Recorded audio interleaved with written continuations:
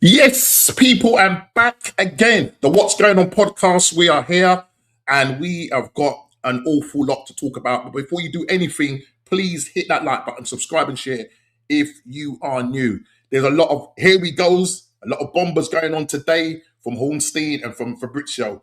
In the last couple of hours, we've been seeing, now we've got another defender, not attacker, another one. Yeah, another one. God, what are we doing here? But people, it is what it is. We needed to get in that defender because, listen, we know, and I'm sure we're going to talk about it, Saliba looks like he's going to be out for the rest of the season. You don't go and spend that kind of money on a defender, 50 million plus add-ons, 51 million plus add-ons. 28 years old, going to be 29, coming from Aston Villa, knows the Premier League well. But listen, we're still, for me personally speaking, we're still missing that left-sided attacking player. We've not bought a player that's going to get us our bums off the seat, so to speak. Yeah, Bruno Guimaraes is a good buy, but we are looking for a marquee signing. It was meant to be Vinny Jr. It was agreed at all levels, but what happened, people? There was never, ever an agreement. There was no way that Vinny Jr. was coming to Arsenal. Yeah, you know as well as I know that any Brazilian come out of the favelas, yeah, their one place, their dream place to play is in Spain, either at Barcelona or at Real Madrid. So listen, it was just another tick box, another PR stunt, and it is what it is. But listen, I'm going to stop talking. Smash the like button, subscribe and share. I've got some great guests coming in. Without further ado, first of all, I can see, I'm going to bring in Mr. Big D. Let me just add him to the stage. He was away last week, and normally he doesn't miss shows like this, so I know it was important. So Mr. Big D, and all the way from, I was going to say Cincinnati. I might be right. No, Chicago. I knew it began with C. Mr. Gianni, man. What are we saying, people? Gianni. Big up. Everybody. Long time, man. It's good to have you both on. I'm sure Ez said he's going to try and join us for about an hour. Yeah. I don't know who else is coming on, but listen, really appreciate your time coming on. We've got a lot to talk about. Arsenal, Man United. A certain player like Jesus might just slide over to Napoli. Gianni.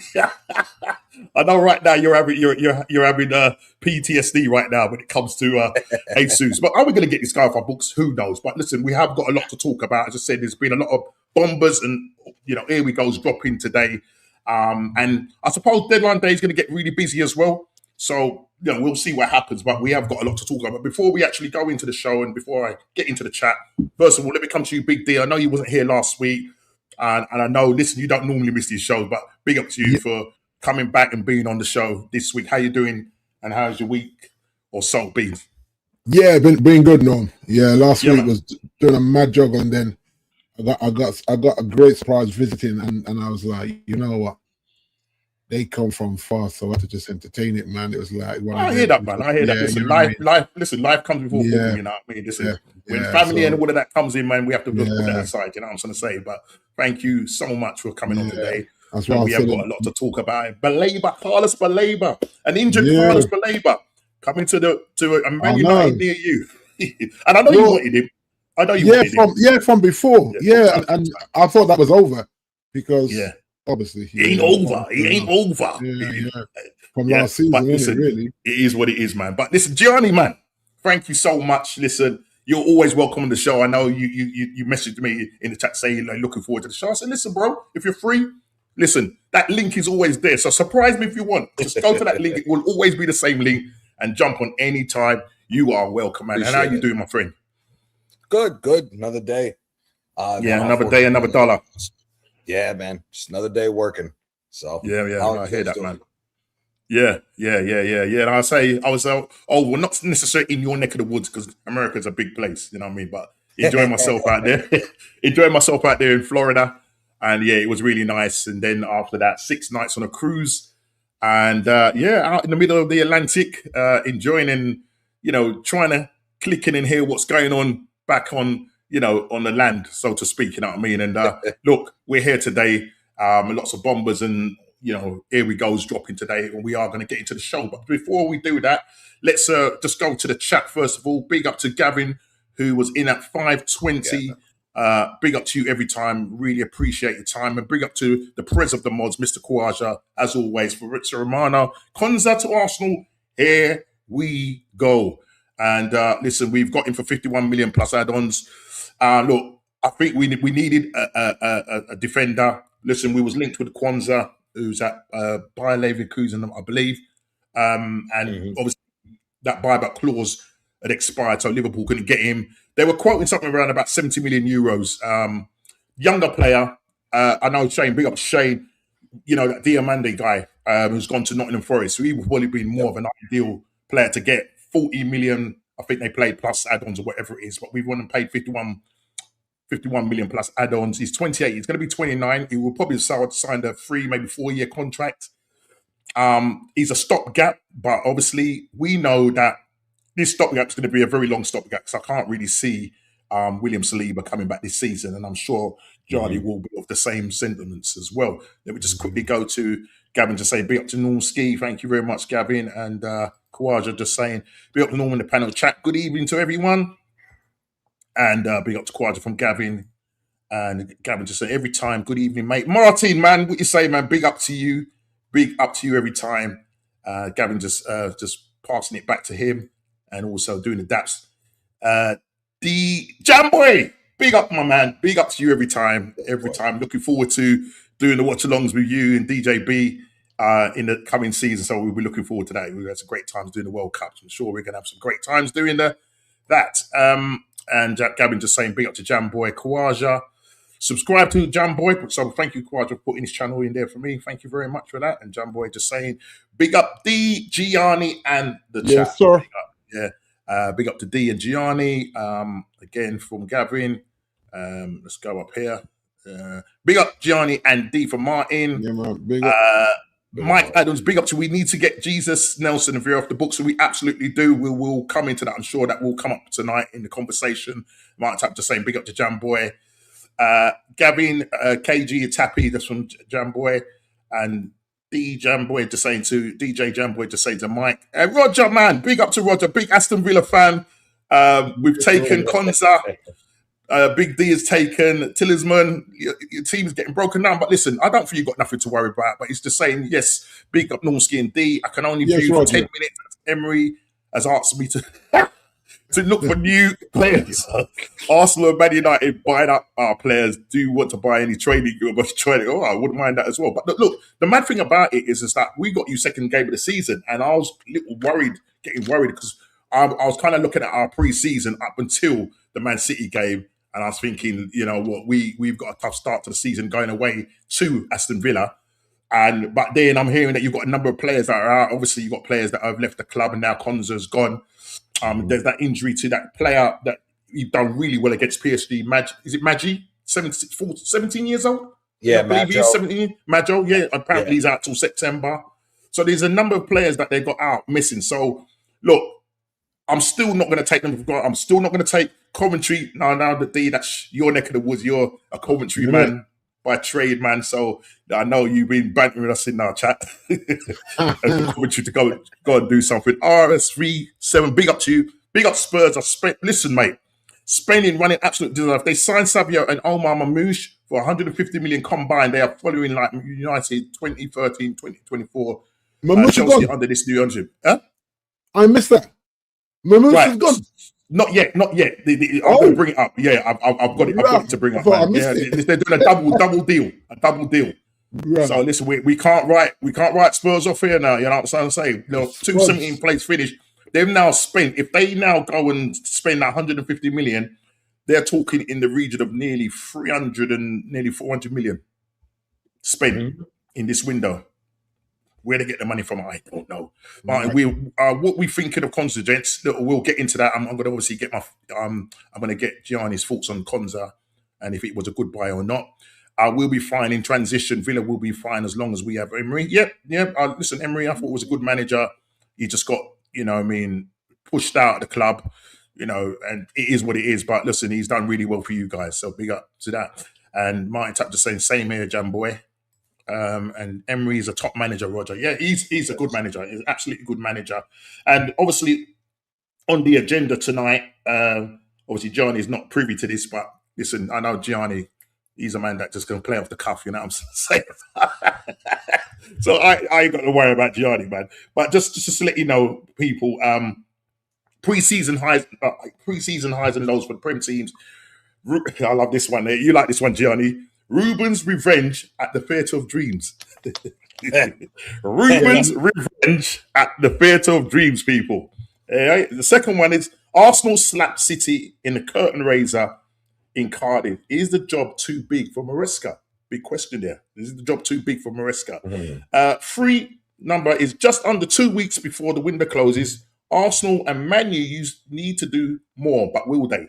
Now, obviously, this is now a little bit, outdated now because we've just gone and got Konza and you've just gone and got, on the verge of getting Baleba. So we will be talking about it. And 4, who has had the best window and which player is going to have the biggest impact this season? And the last one, any other business, CR7 calling time on his career, leaving a legacy across multiple leagues.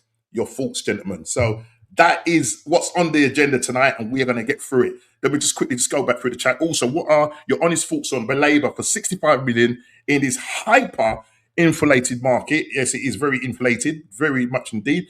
Baleba does solve a lot of the issues out of possession, very much so. He's got the legs, and I think that was a worry for you, Big D, in terms of Mainu and Tillsman. They haven't got the legs. They were having him in there. At the moment, he hasn't got the legs right now because he's got ankle ligaments, and I don't know whether he's going to be fit. And I know JP was not really happy with the owners for the time spent for them trying to get a player. It's almost 6 weeks after Tillman's signing that. That's what I'm saying in the chat, Norm. Yeah, it's crazy. Us off. Yeah, ridiculous. Yeah, it's absolutely crazy. It doesn't take all that, does it? It doesn't take all that. Yeah. So I mean, there's a lot of good questions there. So I'm probably going to start that one, even though I've got it on the thing to talk about. Yeah. I will start that one. Konza, not bad, not great, either decent. Just an okay player. Do you know what I'm saying? He will do a job. Big up, Dr. Seymour Butts, man. Every time, legends on the panel in the chat. Up, as far as I can see, big up. And DJ Jamboy just saying big up to Doctor. Let me just quickly big up Jamboy. So I like to engage the community, and it's important that we read out their chats. DJ Jamboy should say Baleba great for 65 million. Yes, it's great, but he is carrying an injury at the moment. And Gavin just saying big up to Dr. Seymour and big up Static.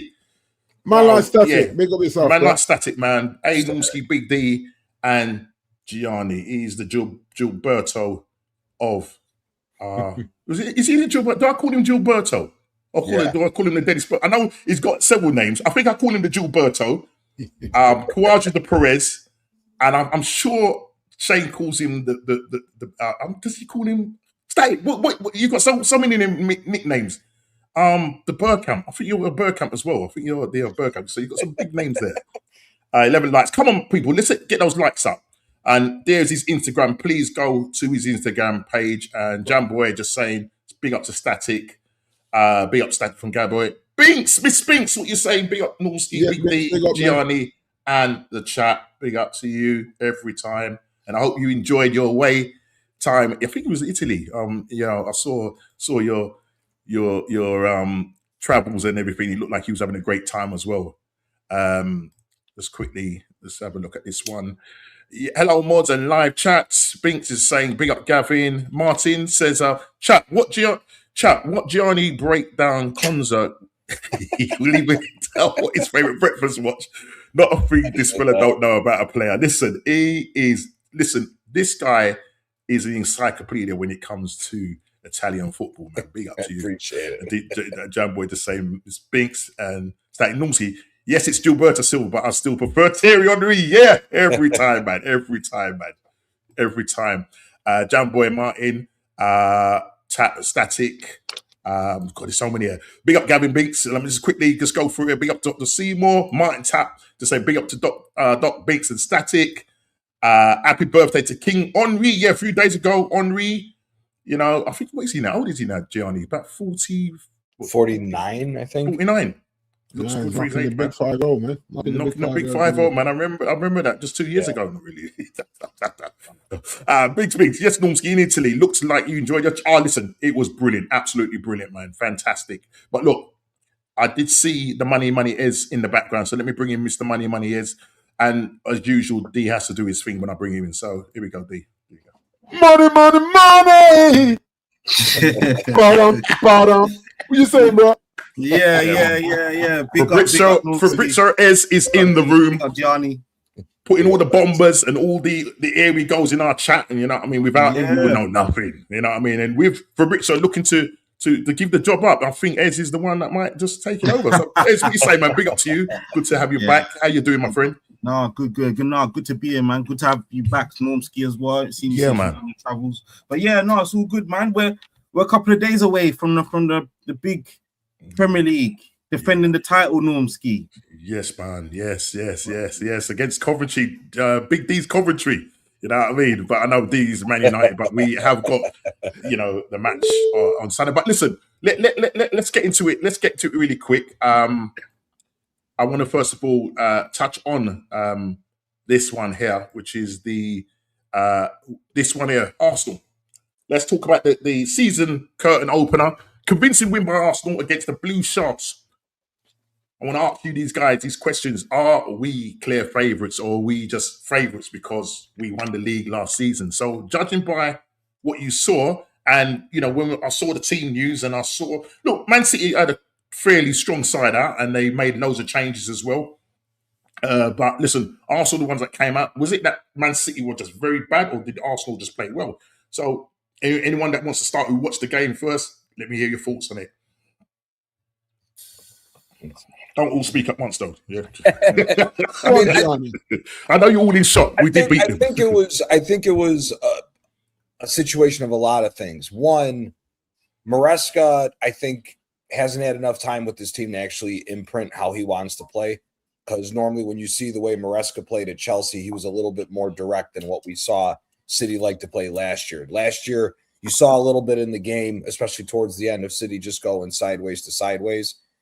Maresca, we do know, does like to be a little bit more direct towards the middle when you saw how he tried to play with Palmer and João Pedro at times. So I don't think he's had enough time yet, but when you look at what's going on with them, they're just not the same team.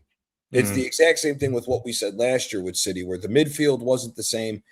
And really, the midfield, the engine room of City is what's really behind their success for so many years. You name off all the players that they had. Them not having that anymore, and you're bringing in the likes of Anderson, and now potentially even Nico G's leaving to go to Newcastle, so you don't really even know what's happening. I did see that. Reinders was a flop. He's already gone. So you don't really know what's really happening with Manchester City.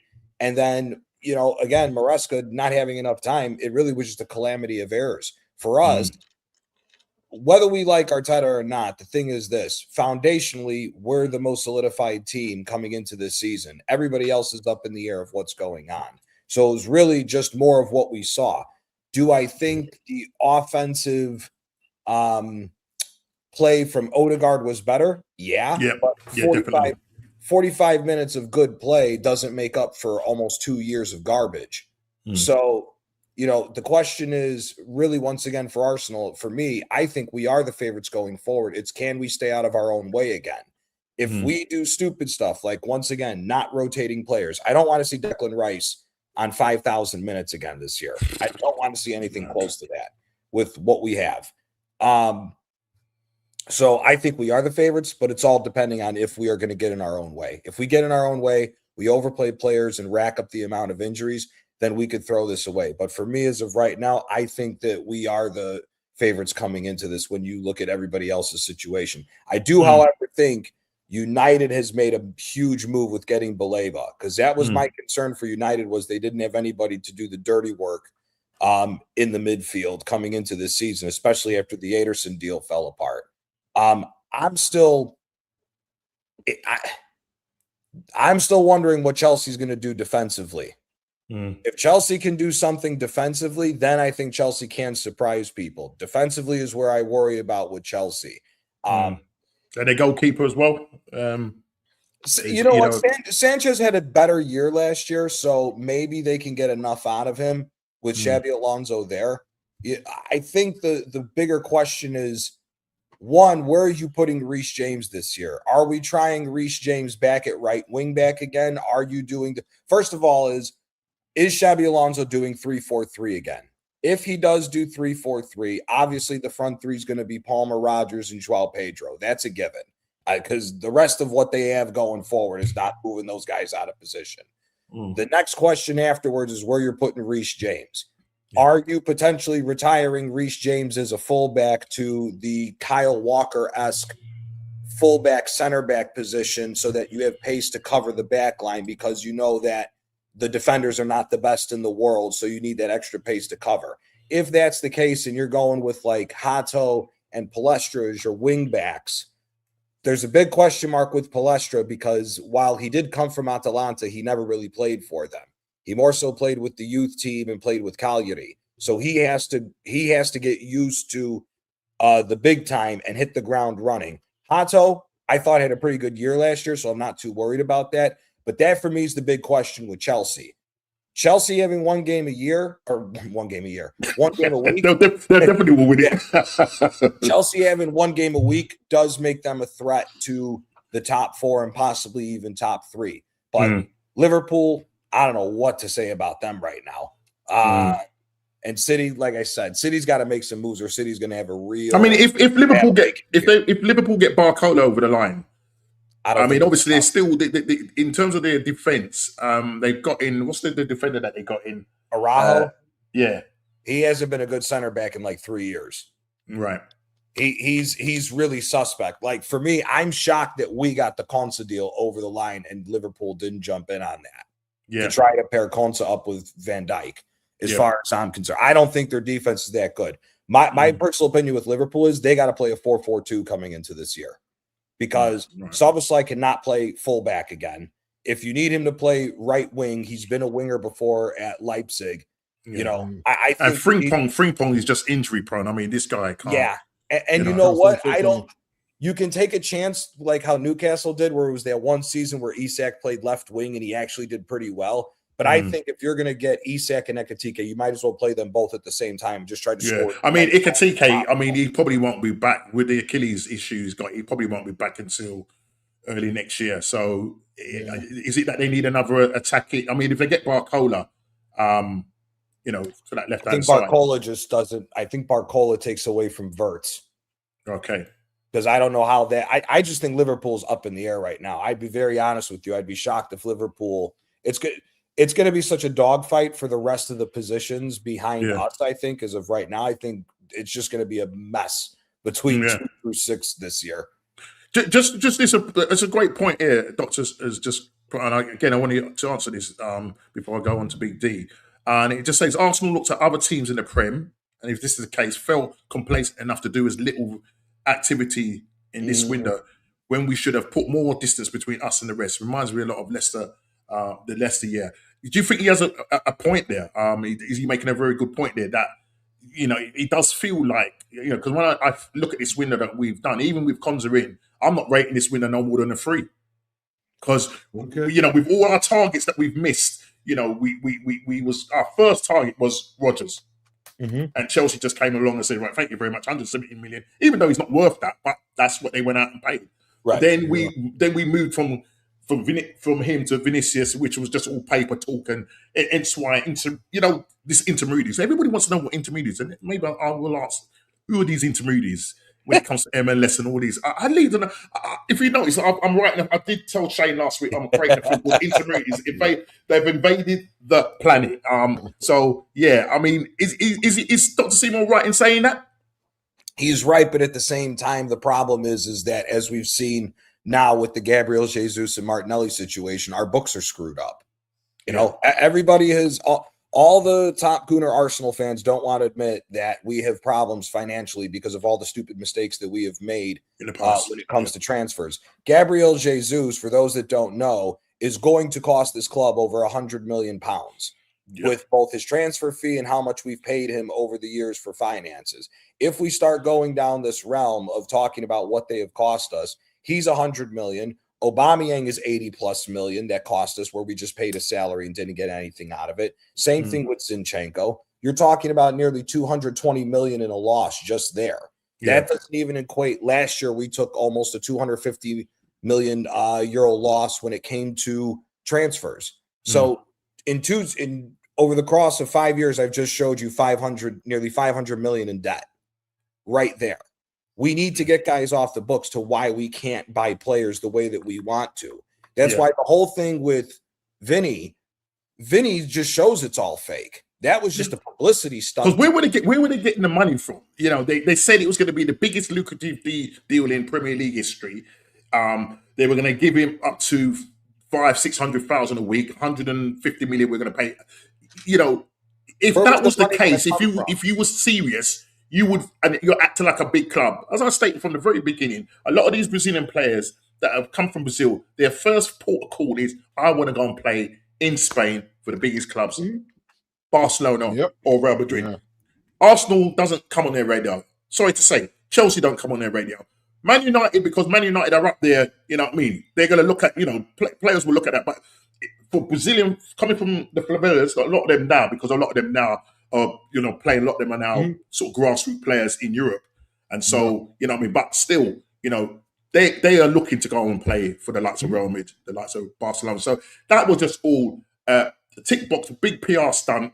It was never, ever going to happen. I see Ez kind of making up his face. He may think we'll come to. But let me just come to Big D. Just with regard to the same question I posed to Gianni about us being possibly favourites, and if you want to compare your club also, and I know you will kind of sort of maybe touch on some of your signings of that, which I've talked about tonight. Norm, if you look at the benchmark is still Arsenal. Reigning champions, have improved the squad depth. Obviously, I think the Saliba hit is a big hit. And Timber now as well for me. Well, Timber as well. So you look at that in terms of he has to shuffle the pack. The Kwanzaa deal, you have to remember, people are going to tell you that he's an England international. He just came back from a World Cup. So that's going to be the talk. Like, you have to remember, the narrative always gets flipped. Now, if he didn't go to the World Cup, then there would have been something else they said. But they're going to say, this is a World Cup defender that started multiple games for his country in a recent World Cup, and now you've got him in as a potential backup. Now, the reason they pulled that trigger, because I believe the news on Saliba is worse than they thought.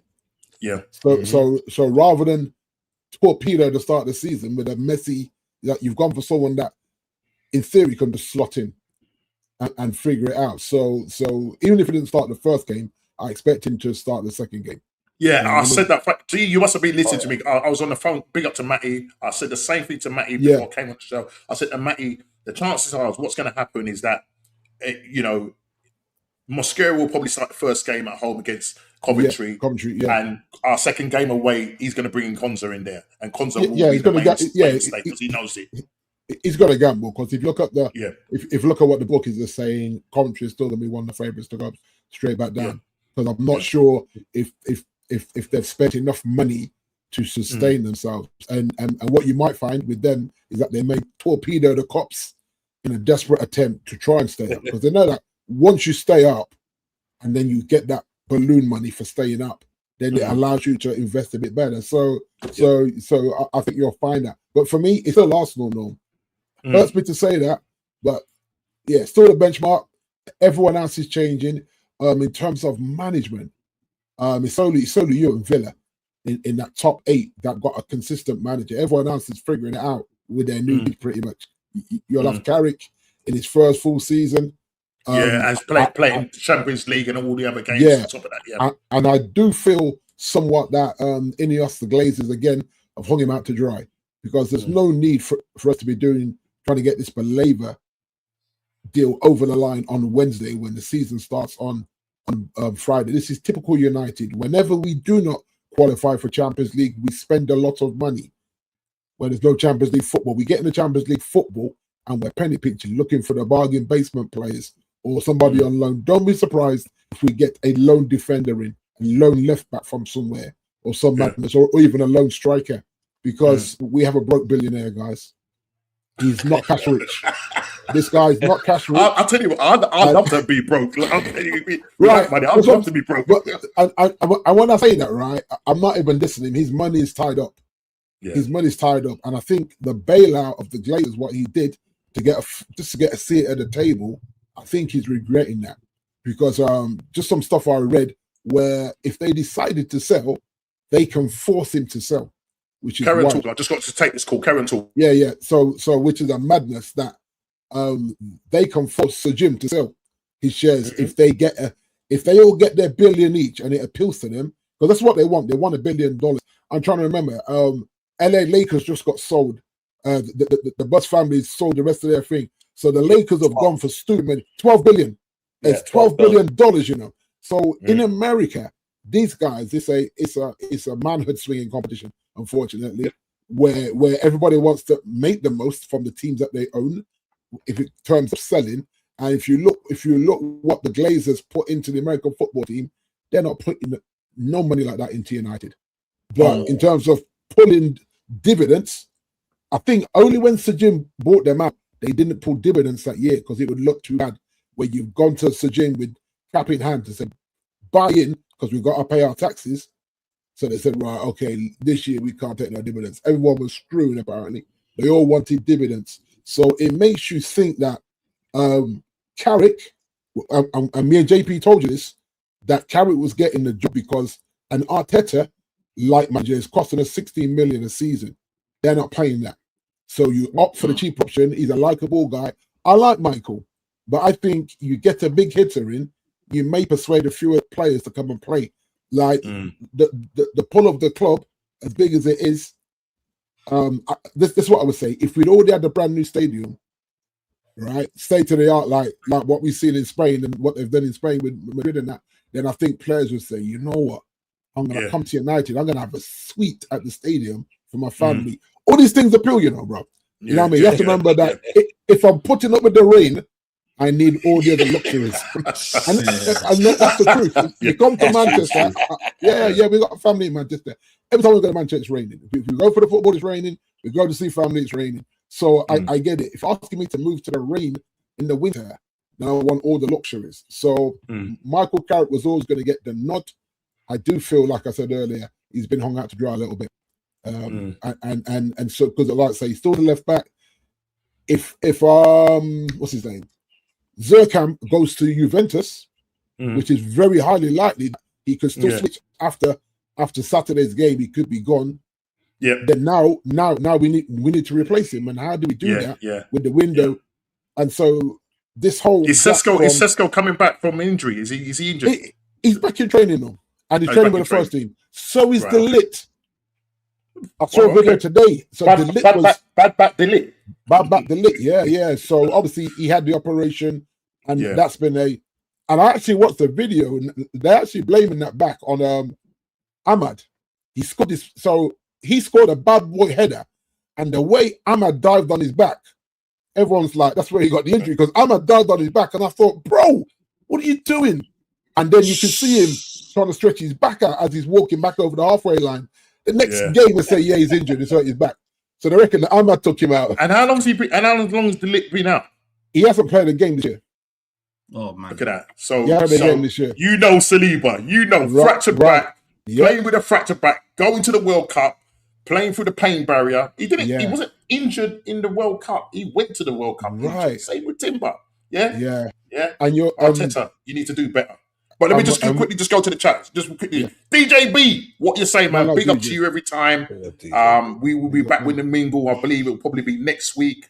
And we will be doing watch-alongs and everything else you can think of, and we will be there.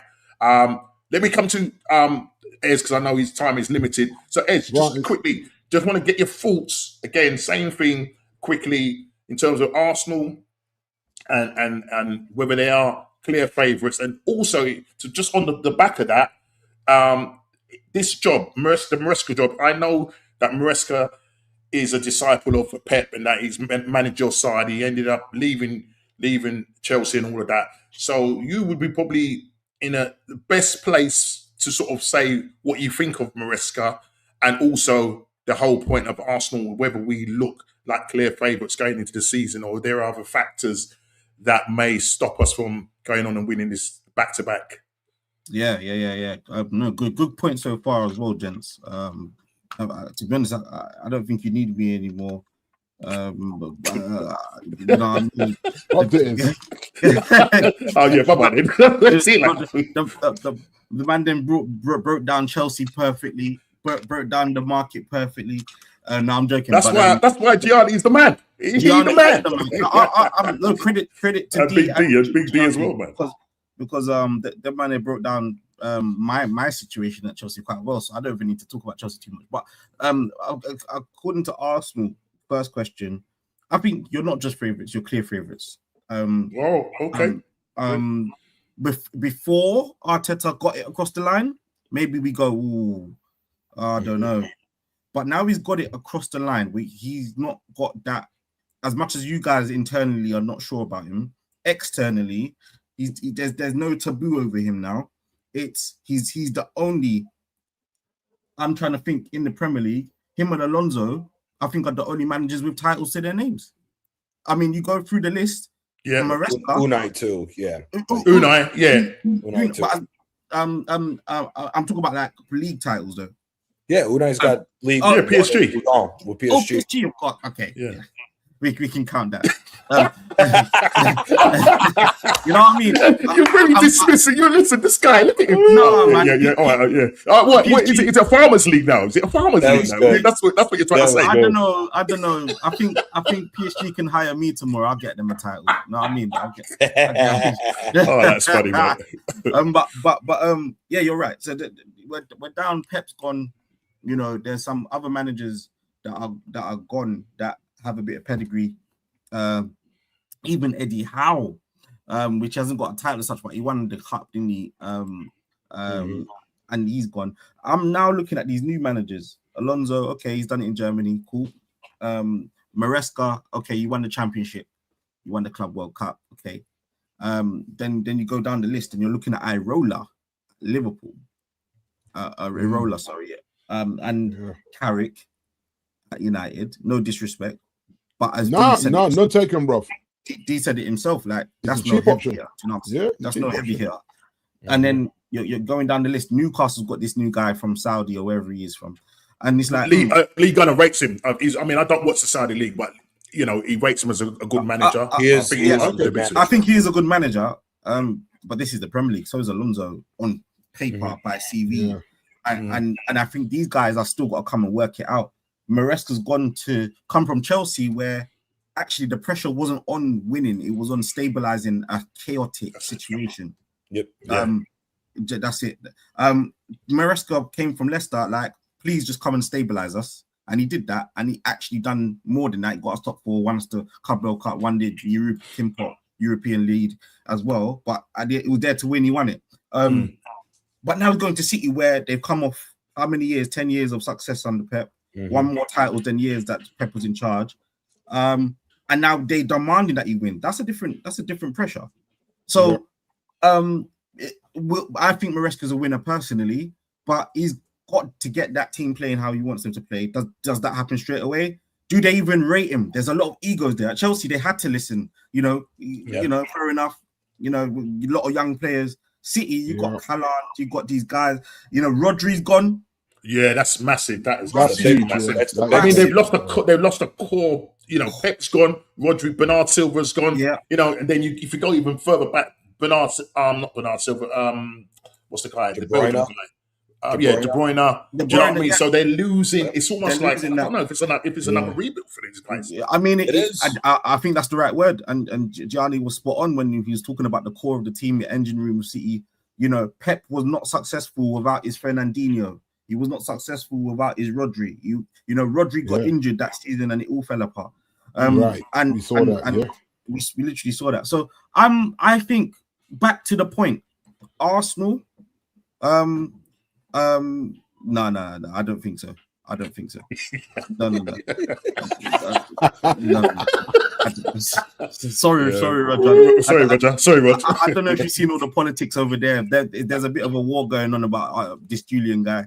What's going on? Does he end up going to Barcelona, people? Does he end up going? They're holding him hostage. They're holding him hostage, aren't they? Yeah. 150 million, I think they want. That's wild, isn't it? Yeah, but the thing is, but they Atletico won't sell to Barcelona. They not. There's no way under. They'd rather sell to a foreign club abroad. But I think, and there's this talk about, again, intermediary reason. All of these people talking to each other. That Gokares, could be going to Barcelona. It's just a lot of hot wind at the moment. I think we will just keep the current attackers and players that we've got. I don't think we get. I'd get rid of Havertz and get Olsen, man. I'd get rid of Havertz and get Olsen, man, in a heartbeat. You can't talk about Havertz like that, Gianni. No. You know what I mean? He's the one that won us. He's the one that scored the goal against Burnley. What's your IT solutions guy's name again? Aaron. Oh, you talking about? I thought you were talking about Aaron. Sorry, Moreno can do everything. Moreno. That's it. Yeah, there's a big thing there because I think Moreno's better. When he plays for Spain, he plays really advanced. I don't think in that midfield, I rate him in that midfield. No, I watch him all the time. The man is always probably not a midfielder, no, really, is he? He's a striker. He's more of it. He's like a yeah. I think Arteta's right. He's got better movement. I'm sorry, he's got better movement both for him and Gokares and Havertz. And better finishing, in my opinion. Yeah, as well. Yeah, I think he's been clutch how many times for country and club. But just from that last point, then, because I'm going to talk about the market, I think you're clear favourites just because of everybody else's instability.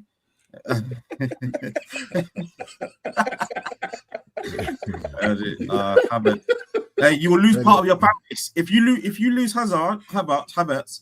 Half your fan base, not half. But if you know what, Ed, I'm telling you, Gianni, we should be going at Ed, because this geezer here, right, Chelsea, right, yeah, this man sells what's his name, Mason Mount.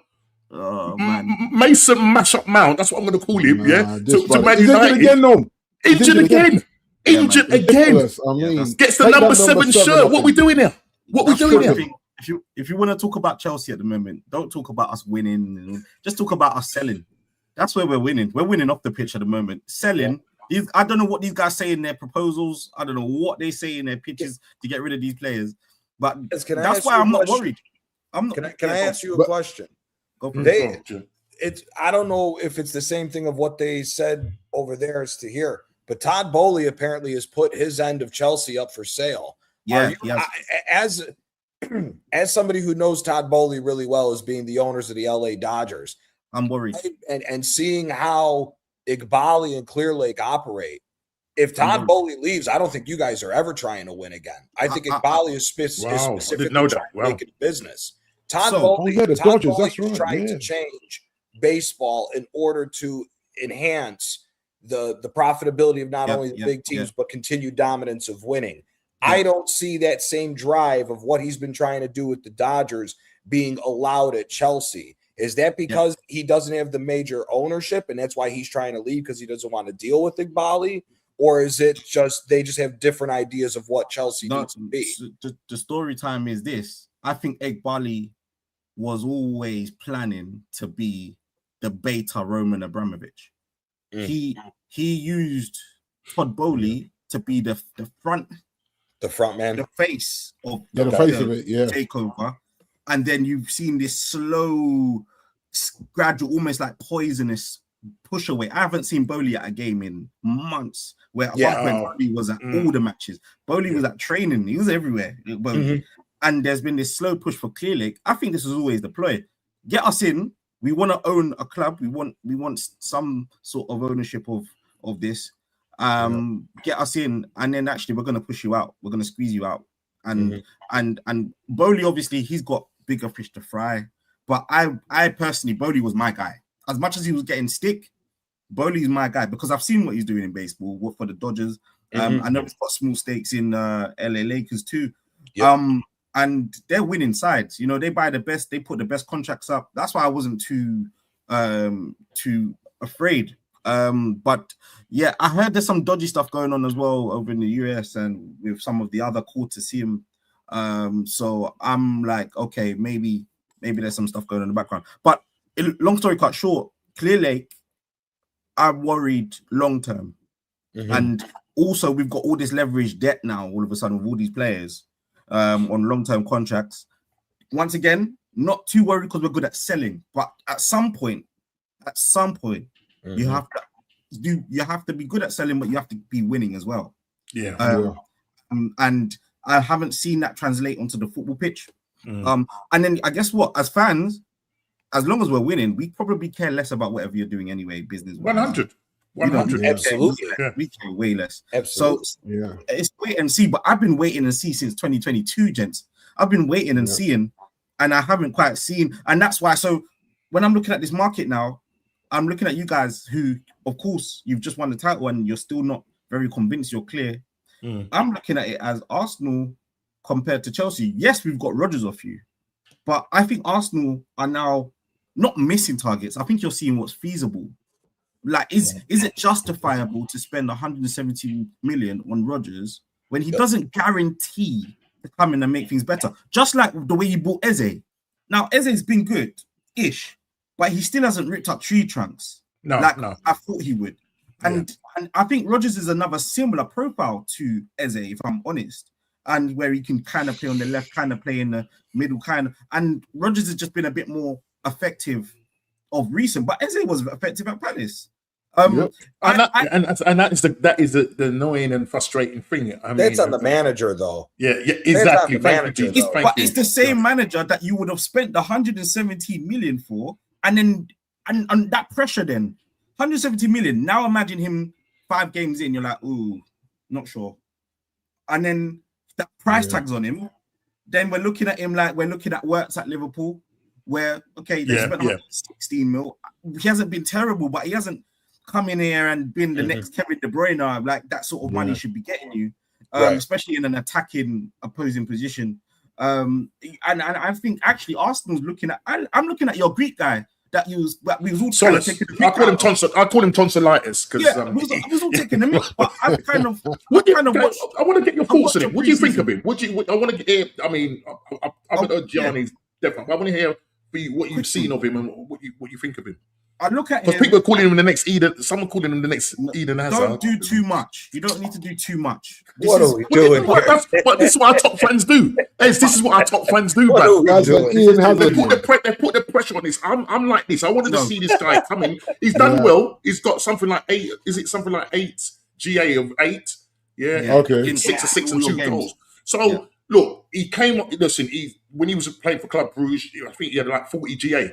Yeah, more. You're coming to the Premier League. That's not going to be the case. But what I'm trying to say is, let's just, as we like to say, DJB, Shane, Gianni, let's just press the brakes. Give him time. Let the guy develop, because we're putting far too much pressure on him. Oh, he's going to be the next. He's going to be the next Sanchez. Blah blah blah. The question is he an upgrade on Trossard? No, I think he just come in and replaced him. I think he's still not sorted out that left hand side. And now the situation now with Martinelli. They've got the situation with even when he looks like he's going to go out on loan, which is just a tragedy. I mean, guys, let's see if we've all had this. I'm sure you've all had this in whatever field of sport that you've played. I've dreamt, you're going to get this, guys. If you don't get this, then something is wrong. I've dreamt, I've had a dream that I played for Arsenal. Right? Now listen to me. I dreamt, I've never even been in this position where I've dreamt, because I love Arsenal. I dreamt that I played for Arsenal and I was on the subs bench and I couldn't believe it. In the dream, I'm sitting there going, how did I get out? Honestly, this is not a parody or nothing. I'm telling you, I dreamt that I played for Arsenal. I was on the sub bench and I'm thinking, these guys are good. And I don't know how I'm going to be when I get on the field of play. No. Wait. Let me finish it. So I'm going to answer the same thing, everybody. I'm going to ask you the same thing. Yeah? And this is no way. I sat there today and I said to myself, you know what? I dreamed that I wanted to play for Arsenal. When I mean dreamed, I mean I went to sleep and in the dream, I'm dreaming, especially when it comes to like pressure games, I dreamt that I was sitting on the bench with an Arsenal kit and I needed to come on and make a difference. And I couldn't believe it. Now, when I woke up, I thought, oh my God, it was only a dream. Right? I want to see if you had that kind of same experience, Big D, as Gianni. Have you ever had that experience? And then if you can just tell me who I'm talking about. So, Big D, have you ever had that experience where, you've dreamt that you've played for a big club? And I'm being serious now. I'm not, this is seriously. I'm going to tell you why. Because there's a lot of players who've got away with things. You know what I mean? Currently. Right. It's a big deal. Well, according to my missus, I have. She's like, "Who were you kicking last night?" I said, "Well, a great goal, wasn't it?" It's like I'm either running away from mad dogs or I'm playing football, bro. You know what? But yeah. I think most people that are really into their sport have dreamt that they've been called upon. You know what I mean? One way or the other. You know what I mean? Whether it be basketball, whether it be football, I've driven both of those things to say, yeah, I was there, man. Came off the bench and dropped 25 off the bench, Gianni. You know that one? And pulled myself about 10 rebounds as well. So yeah. Most definitely, I'm not even going to pretend I haven't. And China will testify. Yeah, you couldn't believe it. Gianni, have you had that same experience where you've supported a club and you thought, I'm not talking about, because you know that if you played at a level in sports and you want to get to that next level, but I'm saying actually going to bed and dreaming that you played for the club that you love. Have you had that experience? Yeah. Oh yeah. All right, you've had it. Yeah, you've had it, and you wake up, you're thinking, wow, you know what I mean? How on earth? S, same for you? Definitely. Right. So people in the chat, can you tell me of any players in the Premier League, that are actually playing and actually living out that dream? I know one playing for your club. So I'm gonna ask you. I'm just gonna go around. I'm gonna ask you, Big D, for your club. Big D, I'm gonna ask you.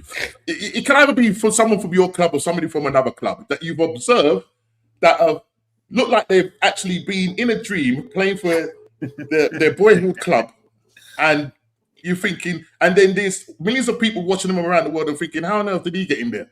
So, Big D, let me just get your thoughts on that quickly. Well, I'm trying to think you're talking about there. Are we talking about Martinelli or somebody like that? I'm really confused. Not talking about Martinelli. I'm just saying. No, if you think it's Martinelli, you think it's Martinelli? I don't know. Yeah. Well, as in, no. I'll tell you one thing. Garnacho. I'm sure he's pinching himself, thinking that I play for Man United. you think Garnacho? And then I play for Chelsea. Yeah. Right. Okay. That's fair play, and I think you've got a very good point there. Yeah.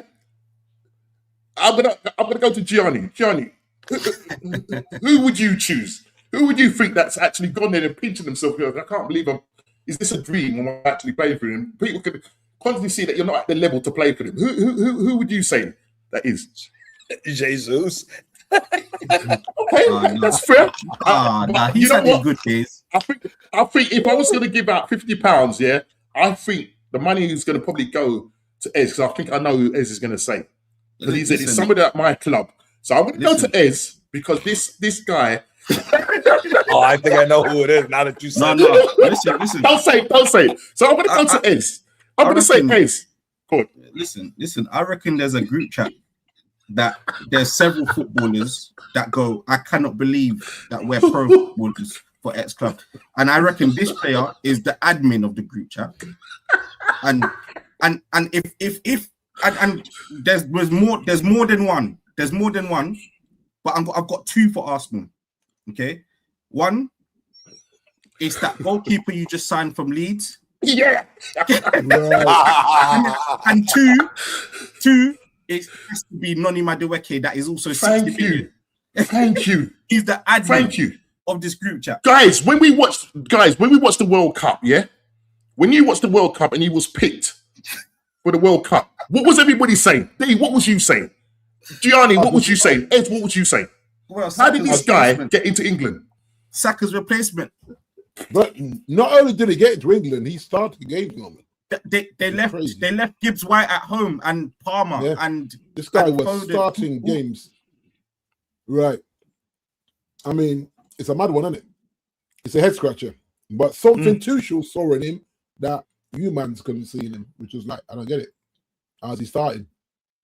How's he running around down the wing into a brick wall, turning back on himself and making the ball? You're like, bruh, just cross it. Once you beat the first man, cross the ball, bruh. Don't try and beat in the second or third, man, because that's not your game. Hey, listen, Doctor, good shot, Gianni. Look who Doctor's talking about. They interviewed this guy in his bedroom. and he had the Arsenal pictures on the wall. Yeah. Carl Jenkins. Yeah. Jenkins.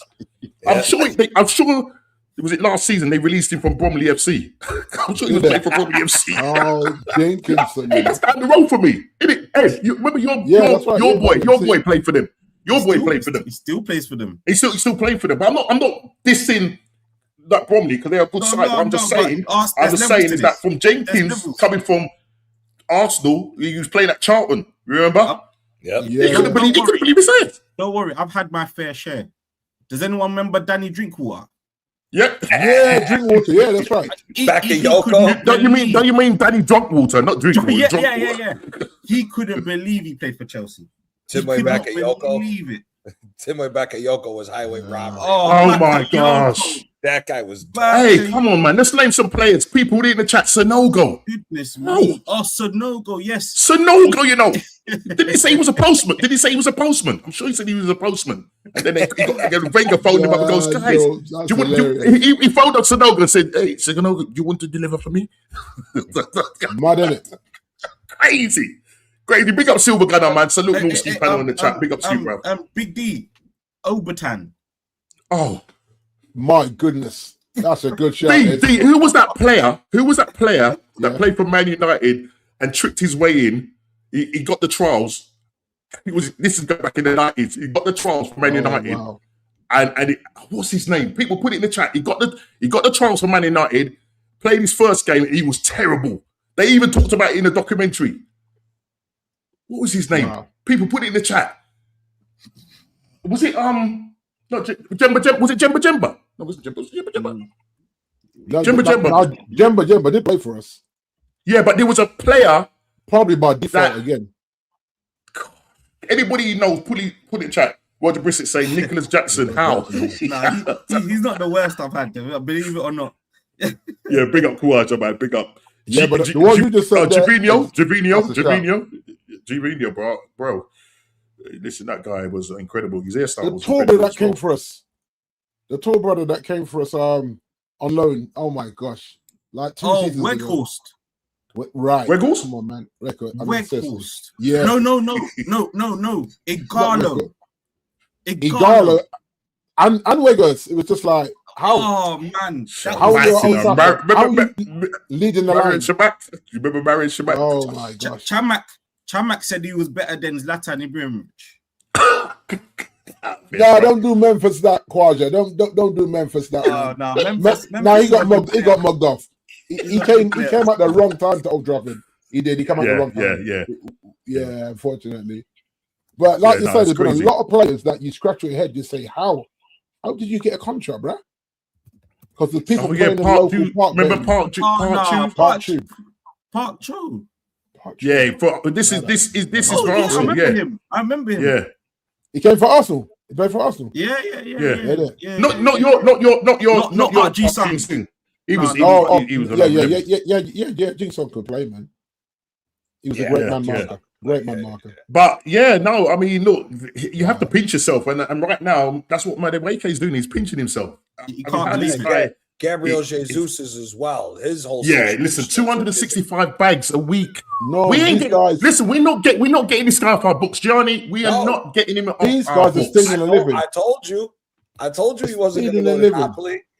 I know you rightly say we have to sell. Listen, I know we've got in concept, right? But if you're looking at our players, you know that Ethan Wanmarie is going to end up going out on loan. I don't want him to go out on loan. Big up to Views. He was cussing in his thing today. And he's saying, I don't care what anybody says, I don't want to see my Highlanders going out.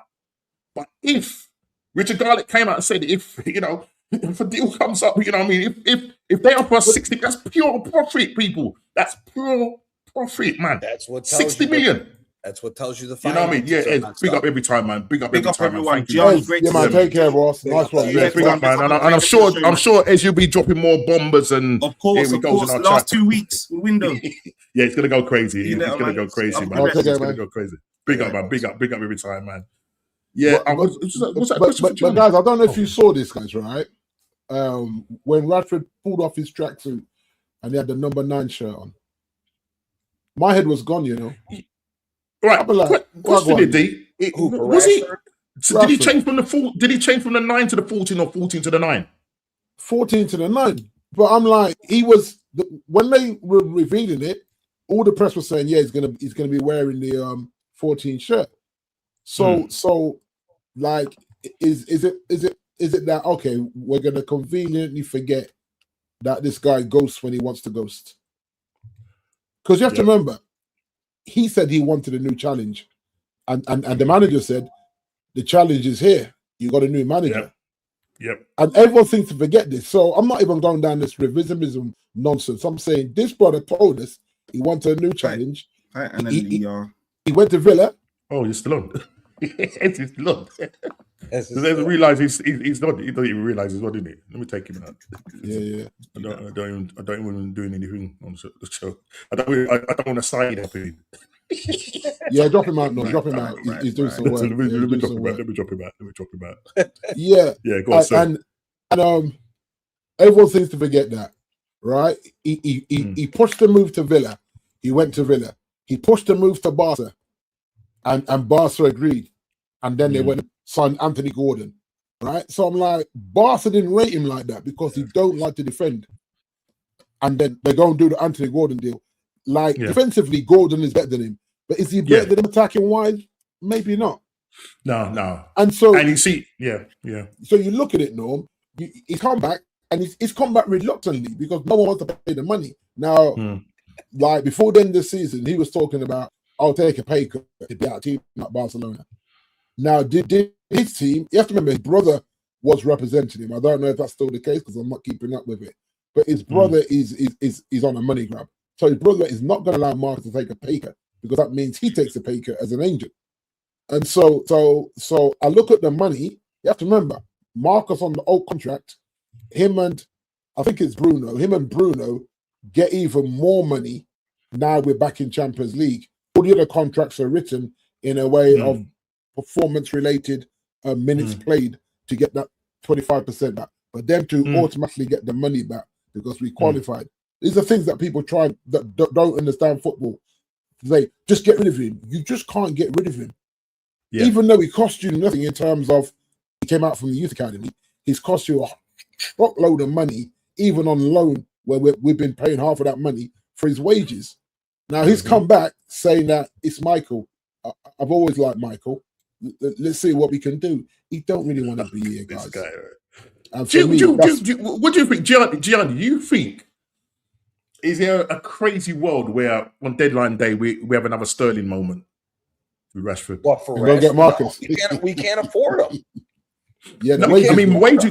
Wages wise, because do you remember when we bought Sterling on loan? He was on 300 and something thousand, wasn't he? We didn't pay all of it. I think he's on 365. When you know, Chelsea, I don't think he was as high as Rashford. If I'm being honest, Rashford's on what? Was he on 300? He walks in our highest. I think it's 350 now. Because what they've just done.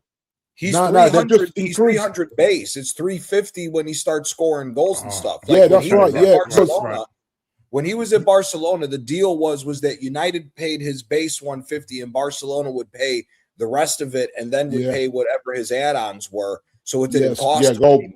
That's right. He's walking in our highest paid player because United's not here. United is not going to loan Rashford to us in a situation where they're going to say, okay, we're just going to get Rashford to you unless you pay the whole fee. Well, if we're having problems getting Gabriel Jesus and Martinelli off the books, how are we now going to afford a 300 potentially 350,000 pound a week salary? And then you look at what United wanted on top of it. United was trying to get Barcelona to spend 30 to 40 million on him on top of it. And they're like, no, we're not getting fleeced for this. So again, if we go in for Rashford, we're just screwing our books up even more than what it already is. Yeah, you know, it makes it stops pretty much. Konza. Well, I mean, listen, Konza is the guy. I mean, first of all, the Ornstein bomber. This was just basically closing in on a deal to sign Enzri Konza from Villa, 28 years old defender. It's going to be 29, I think, this year, if my memory serves me right. All summer work now advancing with Aston Villa to finalise after dialogue ownership to reduce valuation gap for England. So. Initially, they were talking like 60 million. That was what was being touted around. I think now we've ended up getting him for 51. And now, obviously, we've had the Here We Go from Fabrizio, breaking Arsenal. Agreed deal to sign Konza from Aston Villa. 3 agreed at 50 plus add-ons and long-term. Look, Gianni, long-term deal. What we doing here? In place, yeah. You know why we got him? Because he's going to be the long-term replacement for Timber, so that everybody can just shovel the whole injury of Timber under the rug and be like, "Oh, it is what it is. We got our replacement for it." That's all this is. That's all this is. We're going to do the same thing. It's either going to be him at the right back or it's going to be Mosquera at the right back. And you know the problem is, Gianni. You know the problem is I don't know whether Carrick is like that. I think Carrick probably gets players, or does he do the sort of saying he likes utility players that can play in maybe 2 or 3 different positions. Now, Arteta, that's his thing. If he's got a player that can play at left back and right back and centre back, if that player gets injured, that's 3 positions now out. Yep. Yeah. Then he has to now start moving players around. One thing we haven't done, Arsenal hasn't done, and is that we've not gone out and bought a proper right back, and we have not gone out and bought a proper left back. Tini was here, he got shoveled out, right? That, and then Calafiori came in, who was a left-sided centre back who played for who did he play for? Gianni was Bologna. Bologna. Right? And came with a load of injuries, and this guy's been in and out. And then what happened was with Tini in the side, then it was basically Tini was there, Calafiori was there, and he then brought in Miles Lewis Skelly, who was playing as in the academy, Merstacker, as a midfielder, and the only way he could get into that side was playing as a left back. Now, when he come in, he come in, and because Calafiori was injured, he came in and played at left back and done a good job there. He ended up having a great season. Ended up getting called up for England, scoring in his debut and all of that. But the problem with Arteta new toys, you'll like them, and then once he's finished with them, he just chucks them away. Once Calafiori was fit, he came back in. He brought in Nketiah the following season on a loan, and then MLS dropped down to a third choice. And then when we had the midfield situation, when you had Moreno, Zubamedi, and all that, he was 4th choice. So at that point there, now MLS is probably looking at him thinking, geez, I'm not getting no game time here. I want to, get some game. And the only time he came into the side was when Zubamedi would play over 3,000 minutes and dropped off a cliff towards the end of last season, where MLS came in, done a fantastic job, played in a semi-final, played in a final, helped us for the last 5 games, and off the back of that, we thought, because this guy he's better than Zubamedi as far as I'm concerned. He's better than Moreno. He's a very good move. We saw what he did. All right, yes, it's only a Charity Shield game, but you can see how this guy can shield the ball. You know what I mean? He's got that way of protecting the ball. You know what I mean? And his only fault is to go forward. But it's just the way Mikel Arteta is treating him now. He has to be one of the mainstays as in that midfield. You're talking Zubamendi, Odegaard. Now Bruno's in there. Obviously Rice. It's now important how Arteta now, he's got a problem there, Gianni, in terms of that midfield, in terms of a headache, in terms of how he rotates that midfield. He has to. He can't do what he did with Declan Rice and play over 5,000 minutes, 60 plus games. And he's even come out in a press conference recently and turned around and said he's played over 60 plus games and would like to see him, take a rest. But knowing Declan Rice, he's going to want to play. No, knowing Arteta, I want you to play. But he's going to have to learn to rotate there, because I'm telling you, he's been rushed back from he's played, in the semi-finals, and then had to, play the 3rd place finish, the wooden spoon and all that. This guy's tired, and it would be only a matter of time. So now that we've got Bruno Guimaraes in there, now he's got to think about how he plays them, especially when you're at home, Gianni. You don't need to play with a double pivot at home. No. You don't need to play with 2 6s. You know what I mean? Obviously, when you go away and you're playing against, sides like Liverpool, City and that, you're gonna have a double pivot to protect the back 4. But when you're at home, man, you know what I mean? And I want to see Mikel Arteta being more expressive. We saw he was very expressive in the game against Man City in the Charity Shield. A final, by the way, Gianni, was a final, so we won it. So it's another trophy. The By the plate. way, you know, we've got Mikel Arteta is right down. He's got 5 trophies, and I'll big up to TS Sports. Man, he's letting you man know, huh? Well, he's got letting you 5 man know, trophies. innit?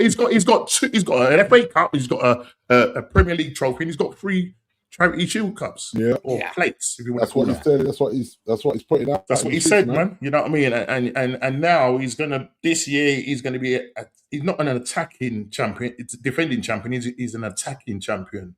And by the way, it's no lie. This is no word of lie. I've got the quote here, bro. Yeah, I got the quote here. I couldn't believe it. I had to read it for myself. He goes, Mikel Arteta rejected the label of defending champions, and now that he's officially renamed Arsenal's club dog from win to won the dog. Won the dog, you know. Won the dog. I mean, honestly. I'm surprised that dog is still with us, man. Big up the dog, you know what I mean? He's obviously being fed and groomed well and getting his Listen, stop the gimmicks. Mikel Arteta, stop the gimmicks. Yeah, stop that, because Chelsea fans like this. Won the dog, you know. I bet the dog's got a drinking problem over there at that household. You know, Gianni, I mean, after that press conference, Winnie's outside there going, oh, God, I need another drink. Right. I can't take this anymore, people. I can't take this anymore. He's talking to the cat. He's talking to the cat. Yeah? What's your name, cat? Loser. Why did he call you loser? I won't say why. Work it out, people. Work it out. But no, it's crazy. So I just want going into next season, people. Going into next season, we have to play attacking football. Mm-hmm. We have to make sure that Arteta is rotating the side. He must rotate the side. Yeah, because we have loads and loads of games. And Declan Rice, you don't want him to be out of gas. Yeah, because when we saw him in the games mid-season, the guy was holding his back. Yep. Yeah. You know what I mean? He's just looking mash up. So, Arteta, it's on you to rotate the side. It's all right saying, oh, you know, we want to preserve him and all of that. Well, make sure you do. Yeah? And don't run him into the ground. But listen, we've got Cons over the line. He's going to be there for a long time. And as you rightly said, Gianni, he looks like he will probably cover that right back, because at the moment I ain't seen no news concerning Timber. We know that Ben White can't play 3 or 4 games in a row. He will just break down. Mm-hmm. So you know what's going to happen there. He's going to get shoveled over onto the right side. We saw that in the World Cup.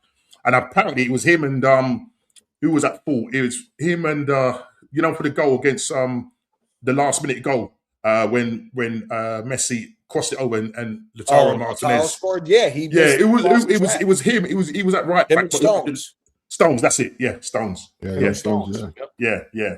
I mean, listen, apparently his ground jewels, tackles and all that is right up there and all of this business, but apparently he's not very good up in the air. So for a guy that's 6 foot plus, he needs to do, for me, he needs to do better. Absolutely needs to do better. But he's there now. We've paid the money. And rightly so, it looks like we're not going to see any more attacking signings, because, as I say, we have to sell. And that is the problem now with the players that we've got on our books. The likes of Ethan will probably go out on loan. If they do sell him, they're probably going to insert a buyback clause there. Jesus, he's staying around like a bad smell. 265 grand. You should be happy because he was linked with Napoli, but now they've Nicholas Jackson. How do you feel about Nicholas Jackson coming to you? The problem is we still have to sell players. It doesn't matter what the situation is. Napoli has to sell 3-4 players before we can even make any moves. We screwed up our finances with Conte. So it is what it is with that. I mean, Konsa, I actually think Konsa, he's going to do what he did in the Champions League, and he'll move Konsa to the center back, and he's going to move Mosquera to the right back. I think he's gotten comfortable with Mosquera with the times that he was playing right back last year. I think that's how it'll line up. I think he'll have Konsa on the right, Mosquera as the right back, and then Gabriel, and then Calafiore. I think that's how it'll line up. But again, we're how many years in? How many more damn defenders do you need to buy? Yeah. And honestly, he's got a thing about defenders and goalkeepers. Just great time. Not only that, but when was the last time he actually bought a legitimate fullback and didn't buy center backs that are to be athletic, that can run and are somewhat decent with the ball? Who's a legitimate fullback? So Jay, let's go back to when what's that player? God, what's his name? He used to play for he's Portuguese. He's a right back. What's his name? Cedric is not Cedric. Yeah, Cedric. Now, was Cedric bought? Did he buy Cedric? Because he was Cedric at Newcastle? I think Cedric might have been like a loan move under Emery. Was it under Emery? Yeah, he might have came under Emery. I don't know. So, because I'm going back to 2019 to the latter part when he came around. Tierney was signed under Emery. Yeah, no, 100. That's I don't think he has signed. I don't think he has signed a fullback. That's what I'm. It's all centre backs. It's all centre backs. Yeah. Timber was an undersized center back at Ajax. He bought him, converted him to right back. Yeah. And the only reason why he had to convert him to right back because Ben White was injured, right? Because remember, when he first came, where did he play? He played at left back. Injured himself, and then that season, he ended up with an ACL. Came back out, you let him come back out, and then he ended up with an ACL, missed it for a year. And then when he come back, he then played in the right back, but he's actually a centre back for Ajax, as you rightly say. Yeah, question here goes from everybody. If you think, I mean, maybe oh no, Tomiyasu. That's the last. Yeah, but Tomiyasu. I thought Tomiyasu was a centre back. No, when he was at Bologna when we bought him, he was a right back. He's been converted recently to center back to try to play, but he was more of a right back. I thought all this time he was a centre back, a right side. When he was at Bologna, he was playing his majority of a right back position when we got him. All right, so that would have been the only one. So Tomiyasu is the only fullback by actual trade that we've purchased because Zinchenko played midfield for Ukraine. Yeah, that's right. Yeah. Was this fullback weird thing? So maybe coming in. But those are your only two fullbacks in the £1 billion+ spent that we have spent under this manager. Those are the only two actual fullbacks he's purchased. There's got to be something wrong to this. I mean, Doctor saying there for the panel, is there been any other manager that signed as many defenders and keepers than Arteta? I can't think of it. He probably trumps it. No, Doctor, he's right up there. Yeah, he's probably. He trumps it. Yeah, he probably has. At one club, yeah.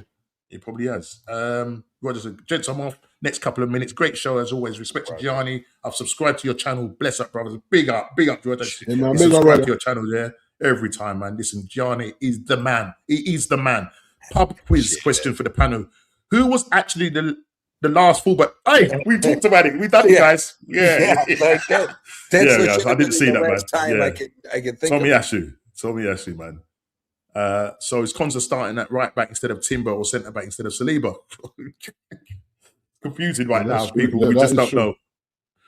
We don't know what the future holds, man. I think you would have to assume centre back for Saliba, wouldn't you? Yeah. I think that's where he's going to come in. Yeah, that's where I think he's going to come in. Yeah. And he'll probably, and I think if anything, as you rightly said, Gianni, if Brendan White breaks down, then I think he moves Mosquera. I mean, he's got the choice of moving Mosquera or him, but I think he's more likely to move Mosquera.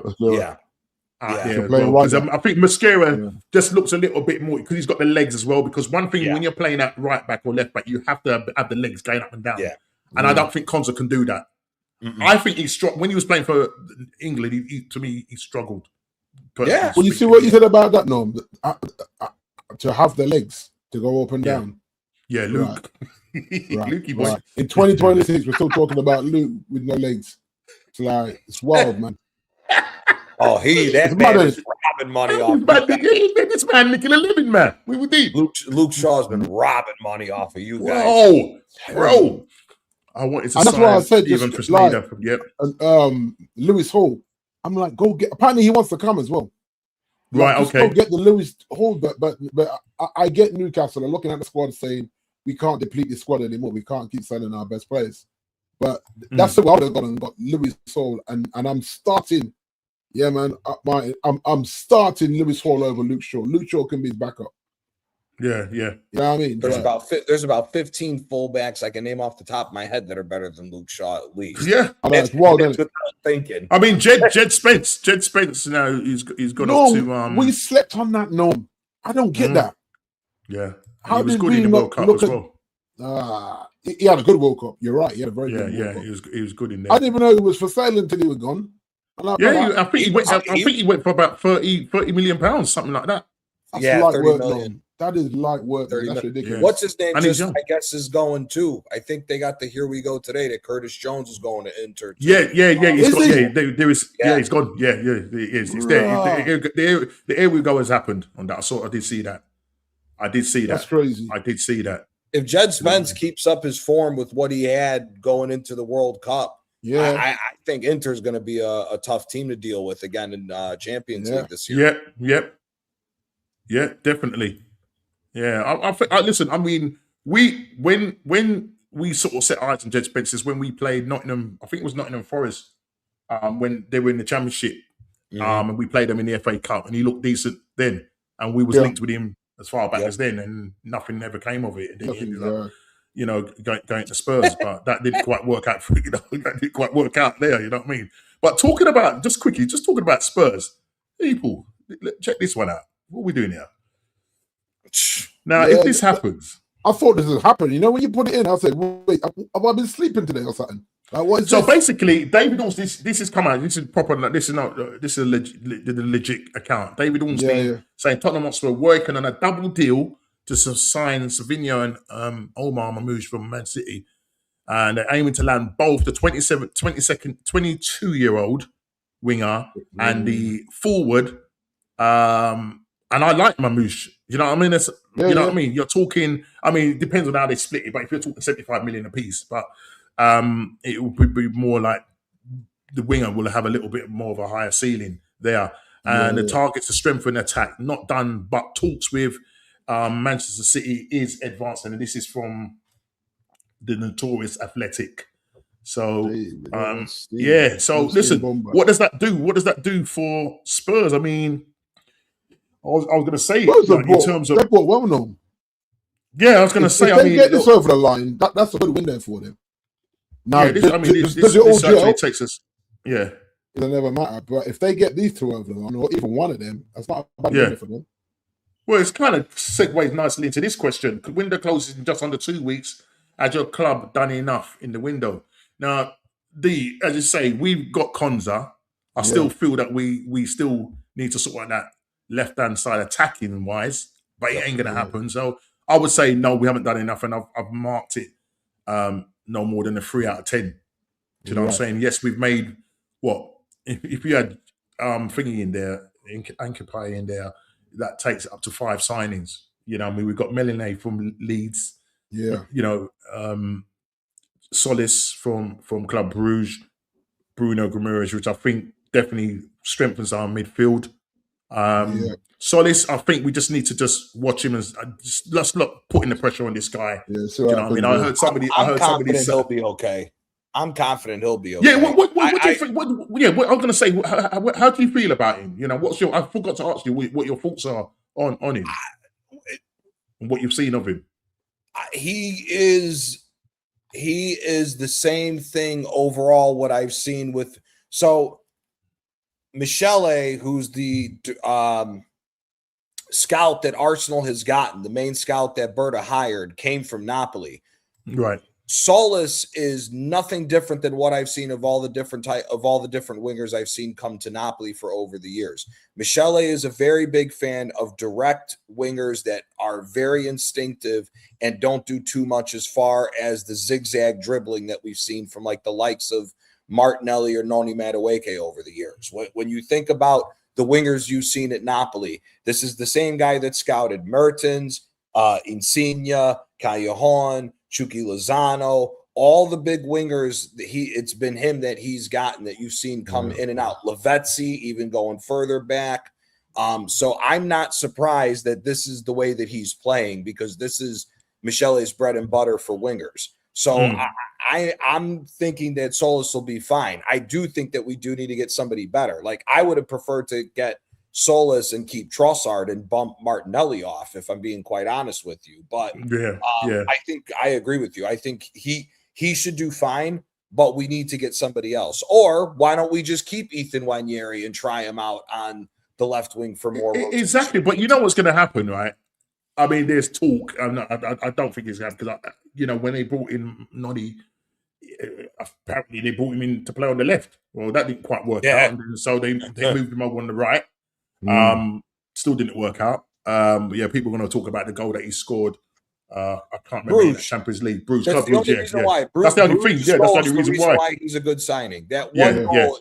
Do you know that he is potentially going to be a 90 million pound cost if he sits through his entire contract? 100%, 100, and he will. I don't know what Mikel Arteta sees in this guy and then what he's got to prove. But this guy, I mean, when you watch this guy play football, you're thinking, how? Oh, my son's got better touch than him. And my son don't play at any of them kind of levels. You know what I'm saying, bro? I don't get it. It's crazy. It's crazy, but it's another lucky person in football now. That is. Yeah, no, it's a lucky person in football that got seen, but at the right time doing something a little bit special in that moment, and the rest is history. Yeah, and I mean, D, for you, obviously you're linked with Carlos Baleba. Yeah. Here he is now again getting the bomber. This is what it will be. Man United closing in on the deal to sign Baleba. 22 was wrong. Great 22, and I think at one point he was reported at being worth 100 million. Exactly. And I wanted him. So I thought there was a game. Gianna, I can't remember the game. And I always talk about this game. I think it was the Man City game. And when Man City went to there, and Man City was dominating, and he came on and he totally changed the game. Literally, his thing is to progress the ball. He's got legs. He can. He's like up and down. He's got a great engine on him. He's got an engine on him. Wasn't it the Liverpool game that they slapped them? Say that again, man. Say that again. I think it might have been I think you might be confusing that with the Liverpool game, because didn't Brighton slap Liverpool like 3-1 last year when he came on? It was like I don't think it was last season. It was a season before. So I remember distinctly it was Man City. Oh yeah, no, season before, yes, it was City. Last year it was Liverpool. Yeah. No, I just remember him coming on, and I think who's this guy? Because they got him from I think they bought him from Lille. Yeah, something like 22 million euros or something like that. Brighton, they're good when it comes to the deals and that. And I'm like, whoa, and the thing is, he the way he breaks the play up, he pushes the ball to play the ball through the lines. He's not trying to go sideways with it, and that's what I do like about him. So it automatically puts you on the front foot because you've got a confident midfielder, a defensive midfielder doesn't mind. Like sometimes you see it with Harry, where Harry gets on the ball and brings it out, but then he gets a bit lost with it, and then he might pass it back. Where Baleba's looking for that through ball, that playing through the lines, making them centre backs think twice about cheating in terms of the centre forward. And if you got a Sesko that is just running in between them two centre backs or running off the shoulder of one of them, then it's great for creativity. And I think with all the tech players we've got, the guys that are that close control with your Tillemans and your Kobe Miners, like Santos, I watched him in a few games. I'm still not sure. I'm not sure. I'm not gonna gas him up. You know what I mean? I'm not sold on him yet either. But I realize that he just got there, so I got to be patient. You know what I mean? New environment, new team, all of it. You know what I mean? Like a new mansion in Cheshire. You know what I mean? You got to add all these things. He's probably got the Rolls Royce on order, and or the Bentley. So the change in his circumstances, I can't judge him yet. Like I say, it's been 3 or 4. You call it? 3 or 4 preseason games. You know what I mean? But if we get this one over the line, still 2 more. Like I said, a left back. If Xerxes goes, you've got to look at, because Xerxes' thing is he's not got the minutes. I thought he's had a decent preseason. Where he's had the minutes because of the players away on World Cup. So he's had the starts, and then Sesko not being ready. So for me, Sesko doesn't start on Saturday. I don't think he's got enough minutes in the leg. I think you're throwing him to the wolves there. Because if he fails, you know how the fan base can be. Can be very overcritical, you know what I mean? I think we've all been guilty of that. But like I'm starting Brian leading the line. I think Brian's had a good pre-season, even though I probably like him to be. I'm a big man, so I can say this. I'd like him to be maybe a 1.5 lighter or so. But he's always a bit chunky kind of body. You see it in the cheeks and stuff. But I look at him, and I think he's had a fantastic pre-season, and so is Urkamp. But then it looks like they want to go in a different direction. Yeah, sorry, we're just laughing at Dr. Seaman's on it tonight, man. He's on it. Yeah, and so it's going to be interesting, though. Like what Michael does. I think losing to Reuben, that hurt. I think that we were awful. And I just thought, bruh, this is Reuben, man. And then I saw certain players dabbing him up as well after the game. Yeah. You know what I mean? But these were players that he brought to United.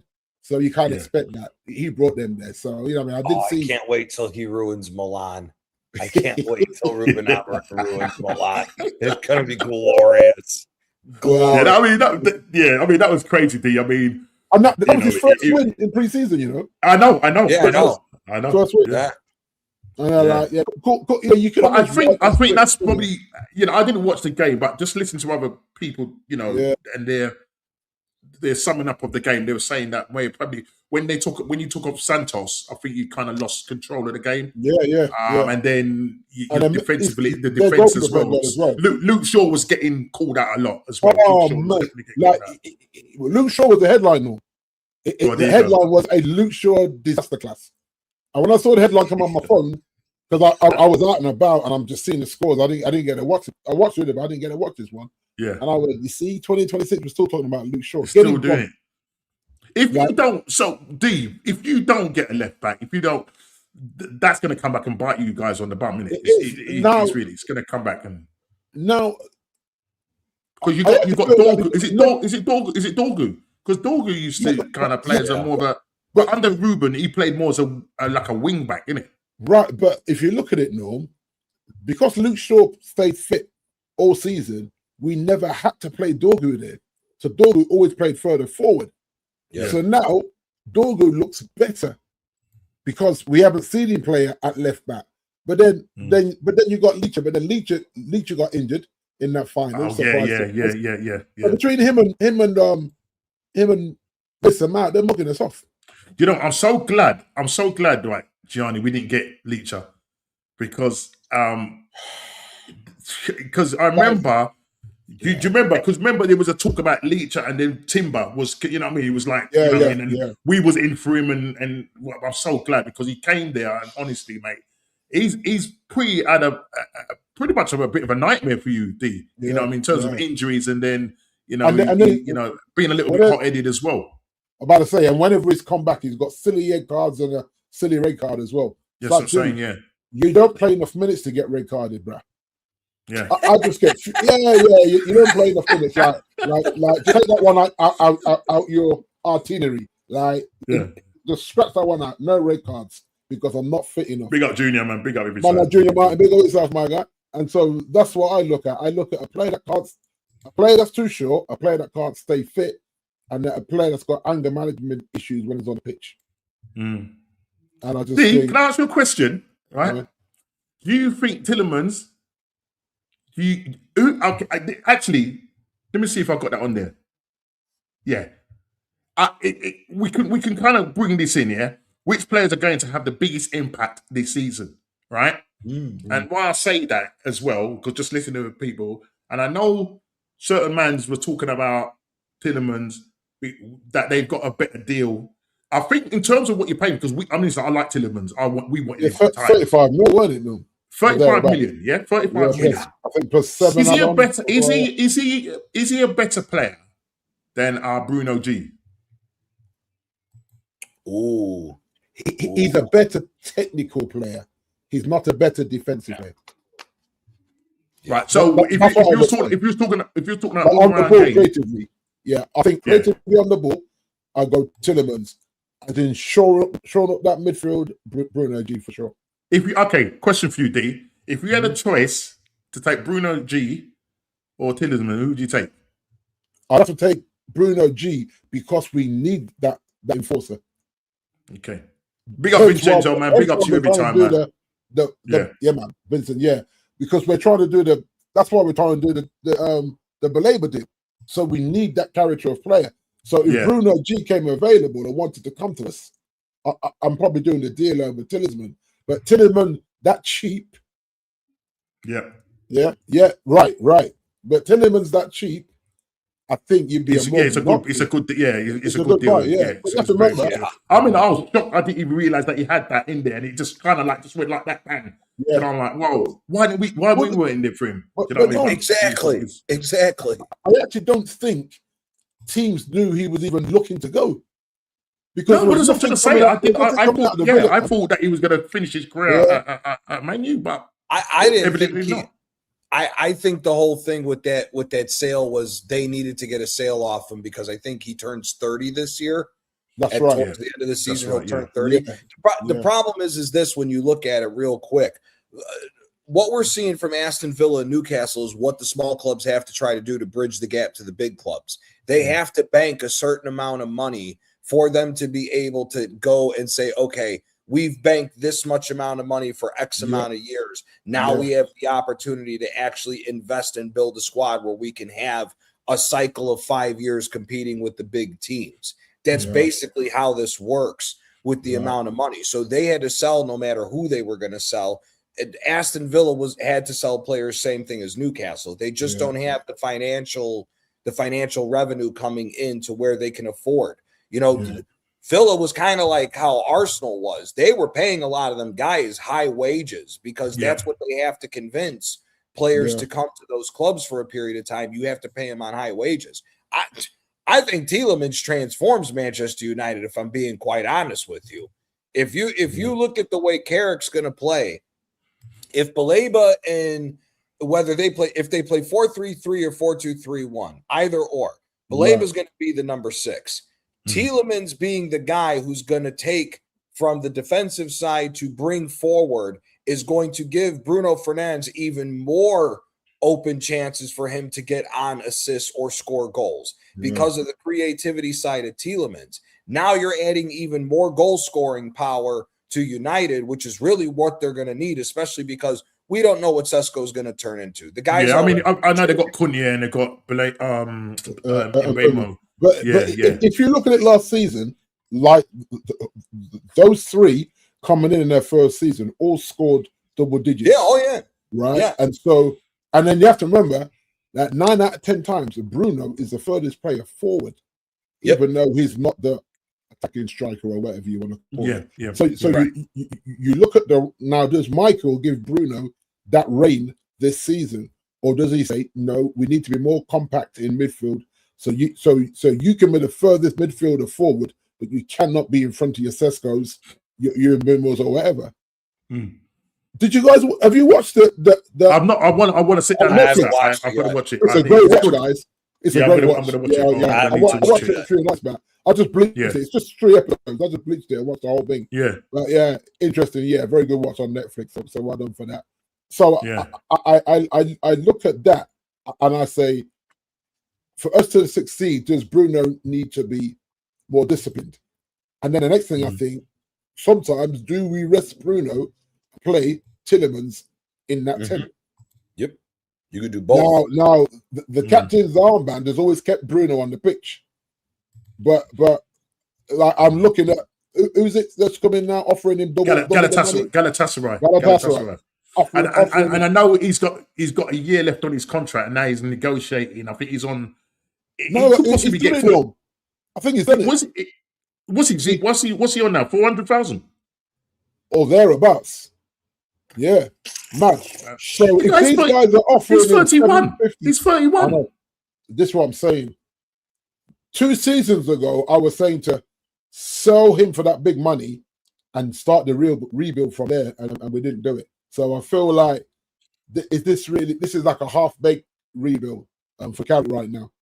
But if Carrick gets the Baleba and maybe one of the 2, I think we're pushing it for 2. If I'm saying a left back and a striker to replace Zerkamp, if Zerkamp does go, but I think the later the window goes, I think Zerkamp will stay. If he stays, so be it. I think he's had a decent pre-season. And I think, you look at the cup games, the FA Cup, the League Cup, all these games, he'll start. And then Sesko, you're just expecting Sesko because he's been in the gym now. I mean, he looks like a right unit now. Really? He's not going to get bullied. He's chiseled. Well, what you see, talking about getting bullied. Listen, we know that Victor Gokres is a unit in terms of his size. Yeah. But I think what he needs to bring to his game this season is that he needs to be more of a bully boy, because I think he does tend to get knocked off the ball easily, and that towards the end of last season, you know, he was, you know, you saw a little bit of that, but I need to see that consistently. And not only that as well, Gianni, because we don't play to his strength, for a guy that nobody wants, that wants him out of club. You know, you look like 2 seasons ago, we was calling for an out and out striker. There he was over there in Portugal.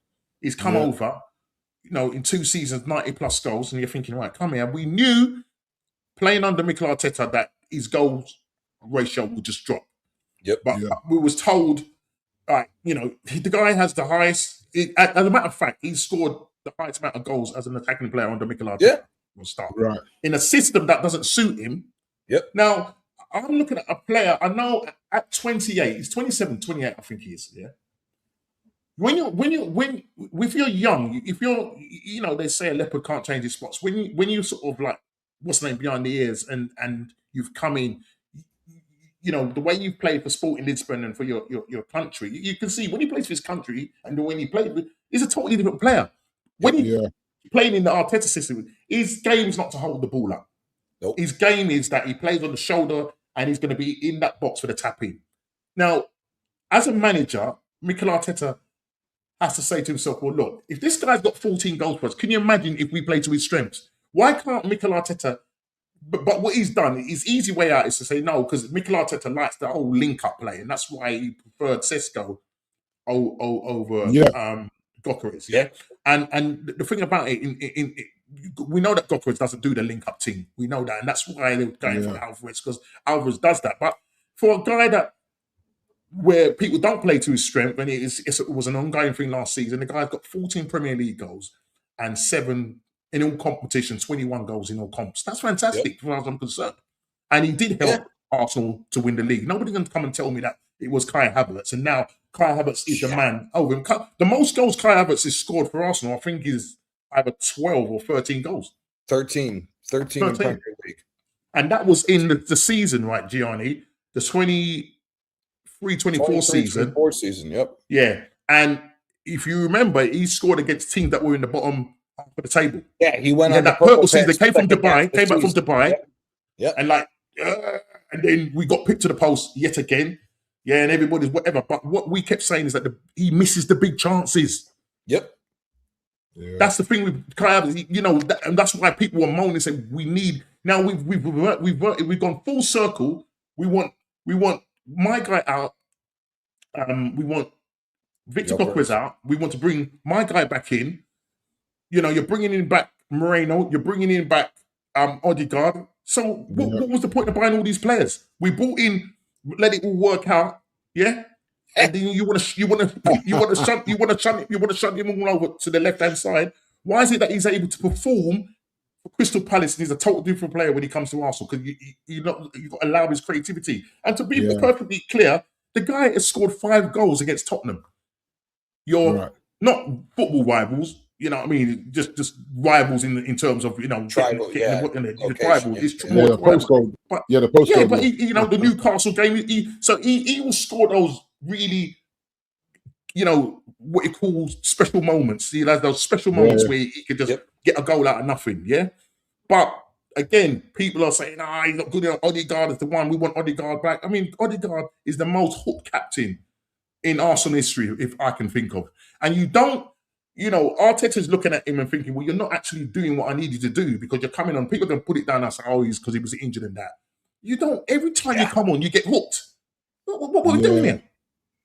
You are our captain. You're meant to come on and make a difference. Now, I'm hoping this season, if he plays further forward, Gianni, and plays more in an advanced role, I think we will see the best out of Odegaard. He's not my favourite player, but what I want to see is Arteta saying, right, that 22-23 season, that's the Odegaard that we want to see. I don't think we're ever going to get that from Martinelli. I just think he's just just Martin Kelly now. You know what I mean? Yeah, he's Martin Kelly. You know, I don't know what you think. That style of play and time, that us going back to 22-23 affects everybody because we completely changed the way that we played. Yeah. If you look at 22-23 is a very interesting season if you look at Arsenal, because from there you see where Arteta said, you know what, I got to get more defensive in order to win the Premier League. And the funny thing is, the reason why he got more defensive is because of his own screw up. Yeah. Let's call it for what it is. Yeah. PTSD, if Arteta does not rush Jesus back in 22-23 and we continue with Trossard false 9, Saka right wing, Martinelli left wing, the way that we were playing, we blow the doors off the rest of the league and we win the league that season. 100%. You got Leandro Trossard in half a year. The guy got 11 assists in half a year. And he was thrown to the bench to force Jesus back. This is the thing people don't like to talk about. And then when you look at the way we play, the last 2 years, the way we play, Martinelli and Saka's starting position is touchline wingers. We're playing more of that old school 4-1-4-1 rather than a 4-3-3 because of how much defensive work he's asking guys to do. Like, again, look at the Champions League final. Saka and Martinelli or Trossard spent more time doubling up on the wingers of PSG in our defensive zone than going forward at all the entire game. So when you look at that's how he played now as opposed to with in 22-23. In the offensive side of the game, we were really a 4-4-2 diamond midfield because Saka and Martinelli were more so central in playing as two strikers. They were going off of being more two strikers because of how deep Trossard would come in to get onto the ball to help create. On top of that, that also gave Odegaard the fluidity to run forward. Most of Odegaard's goals with Arsenal are not these world-class outside-the-box goals.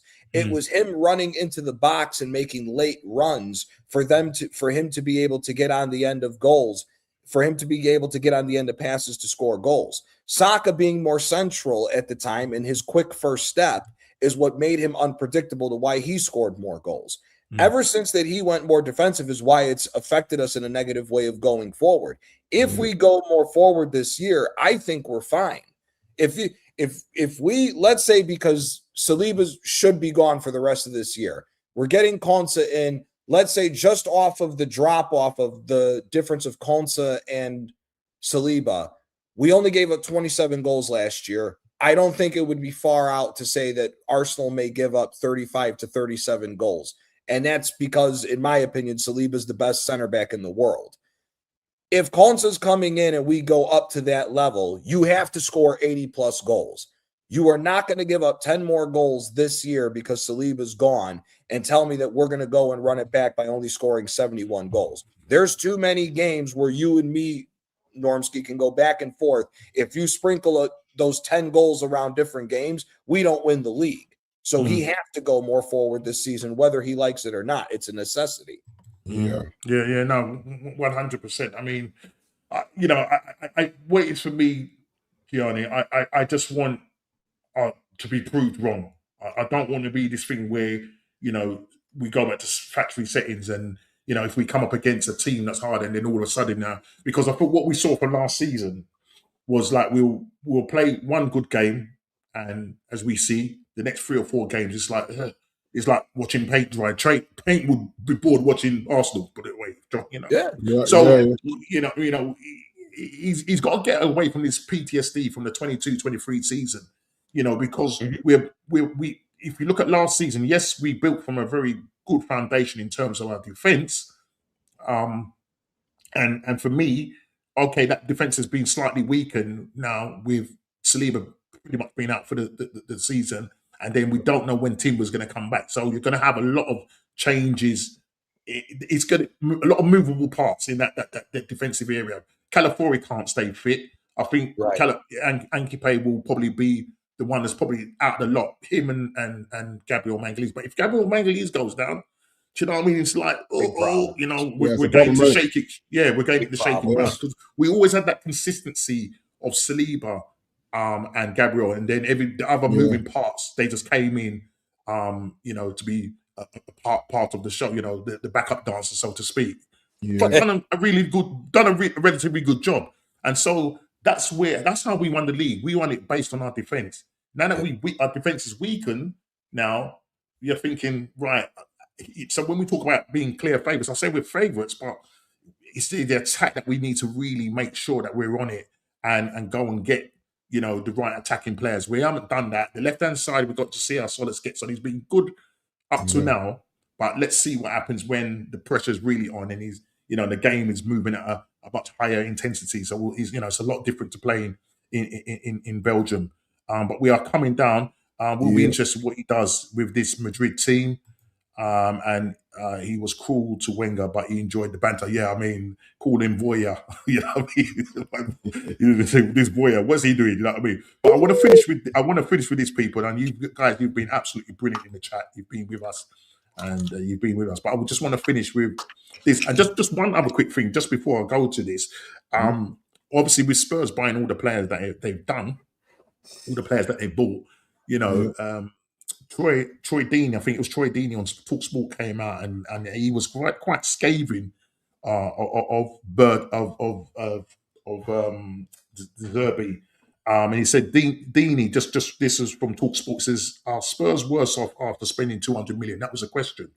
And because Deeney launched into a takedown of the work done by De Zerbi, this assessing what Spurs squad now looks like, and he's actually saying that with Christian Romero leaving, Jed Spence leaving, that they're actually in a worse position. Yes, they've brought in Robertson as the left right back. His age is now, obviously, his age now is counting against him, and they would have been better off keeping Jed Spence. And then he said he's aging and he's losing Jed Spence, who has had a fantastic World Cup. So you've got to say that the side has got weaker in the wide areas.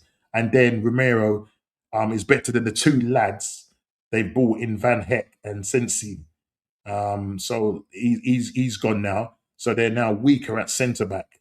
Now they look like they're bolstering their attack, which fair play they're doing that, but still there may be still more work for them to do in the defensive department. They've got rid of Vicario. Where's he gone? Has he gone back to? Is he gone to Juve? He went to Juventus. Yeah. So he's gone back to his home. So when I say homeland, you know what I mean? He's gone back there. So we'll see what happens there. If Spurs don't get Europa League spot, truly waste. Yeah, it's a lot of money because I think if they do that, you're talking, I said, about 350, nearly 400 million spent. Do you know what I mean? To get themselves from 17th to, they need to be in that top 6 and get a Europa place. I think they'll be up there. You know what I mean? I think they will be up there. But I think to jump from 17th to, I don't think they will challenge for the league, but they will, because the fact that they haven't got no European games, the same with Chelsea. So I think it's going to be interesting in terms of that top 4 fight and stuff. Like, I think we battle it out with Man City, but D, you may think differently. You might think that Man United are right there in the mix when it comes to Man United, or you're just like maybe 3rd, 4th, top 4. Yeah. For me, I'm managing my expectations in terms of we can't be worse than we were last season.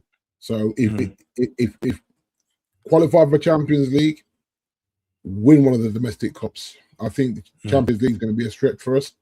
And then you're looking at a team that you're going to question the fitness of that team in terms of once the Champions League kicks in and you're playing twice a week after playing once a week. Because I can't remember, one of the managers might have been Areola was saying that Liverpool said as a team they're not fit. And I said, that's a big statement to kind of come out and say. I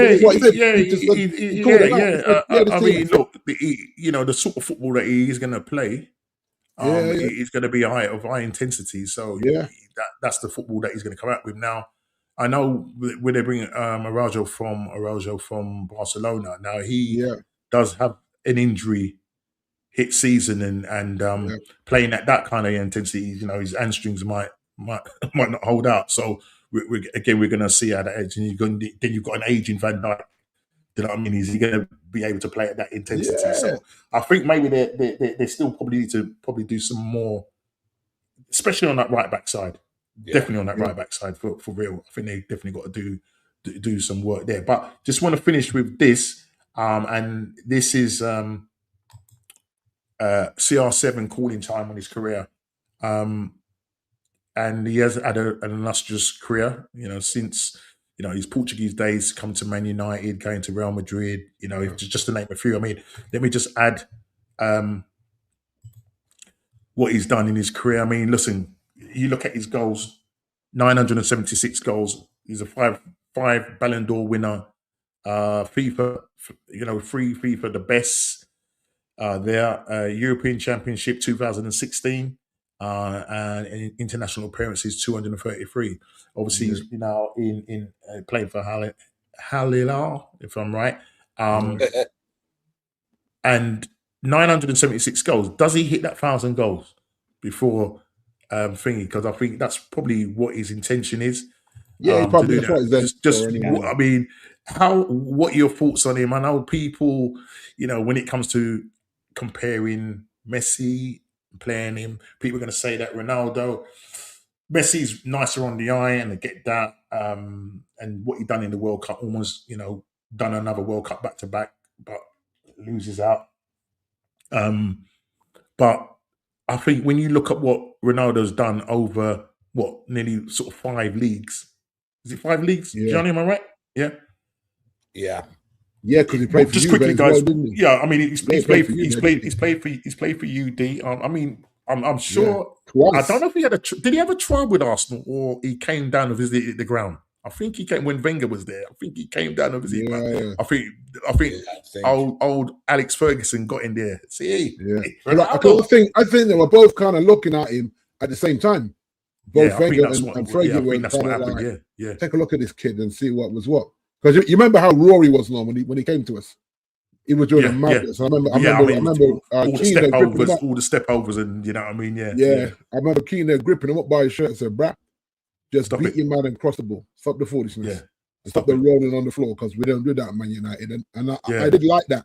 But you can see he's a kid wet behind the ears and kind of full of himself with the tricks. And but one thing you can't take away from him, this guy he's worked hard.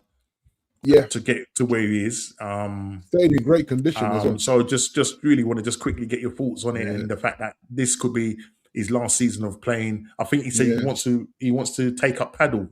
Not take up paddle. He does currently play paddle, which is a game that I'd be interested to know. If you look at it as well, Norm, he's recently got married to a young lady that's given him four or five beautiful children already. So he's only just put a ring on her finger as commitment. So I think he's looking forward and saying, all that I have is time to he's probably thinking about it's time for him to own a football club now, rather than be busting his gut on the pitch. Yeah. So for me, like, fair play, he came and he conquered, whether we like him or not, or we like the arrogance of him, you know what I mean? Because, like, you can't deny the talent, you can't deny what he's done, he's enhanced the game, he's brought more money to the game. You know, is that Michael Jordan effect, like with the basketball and you know, some of these top quarterbacks in American football, where they brought more sponsorship and alertness to their sports? I think him and Messi have done that. So you can't knock either of them, really, whether you like either of them or not. You can't knock what they've done in terms of the profile of the sport, the money that's come into the sports, the showpieces that they've put on as players. Because that is unbelievable. Yes, there's been some stat padding when he's gone to the Saudi league there, and he'll probably get his 1,000 goals, Norm, to be fair. Because they'll just say, I'm taking every free kick, every corner, every penalty, and then once I'm in the middle, pass me the ball. That's how we're going to play football today. And so I think if he gets his 1,000, then he'll look at that resume, and I think he'll be more than impressed. 5 Ballon d'Ors, like, fair enough, prof. You know what I mean? Yeah. But yeah. And he's, how many has Messi got? Ballon d'Ors? 6 or 7. 6, yeah, that's what I'm saying. 6 or 7. Yeah. So he's not going to get another one. You know what I mean? No, I don't think he'll do that. I think what he will try and do is I mean, listen, when they were both playing at the same time, I mean, it was crazy. Yeah. You know, the goals that he was scoring. Yeah. When he was playing for Real Madrid, and he was just trying to outscore each other.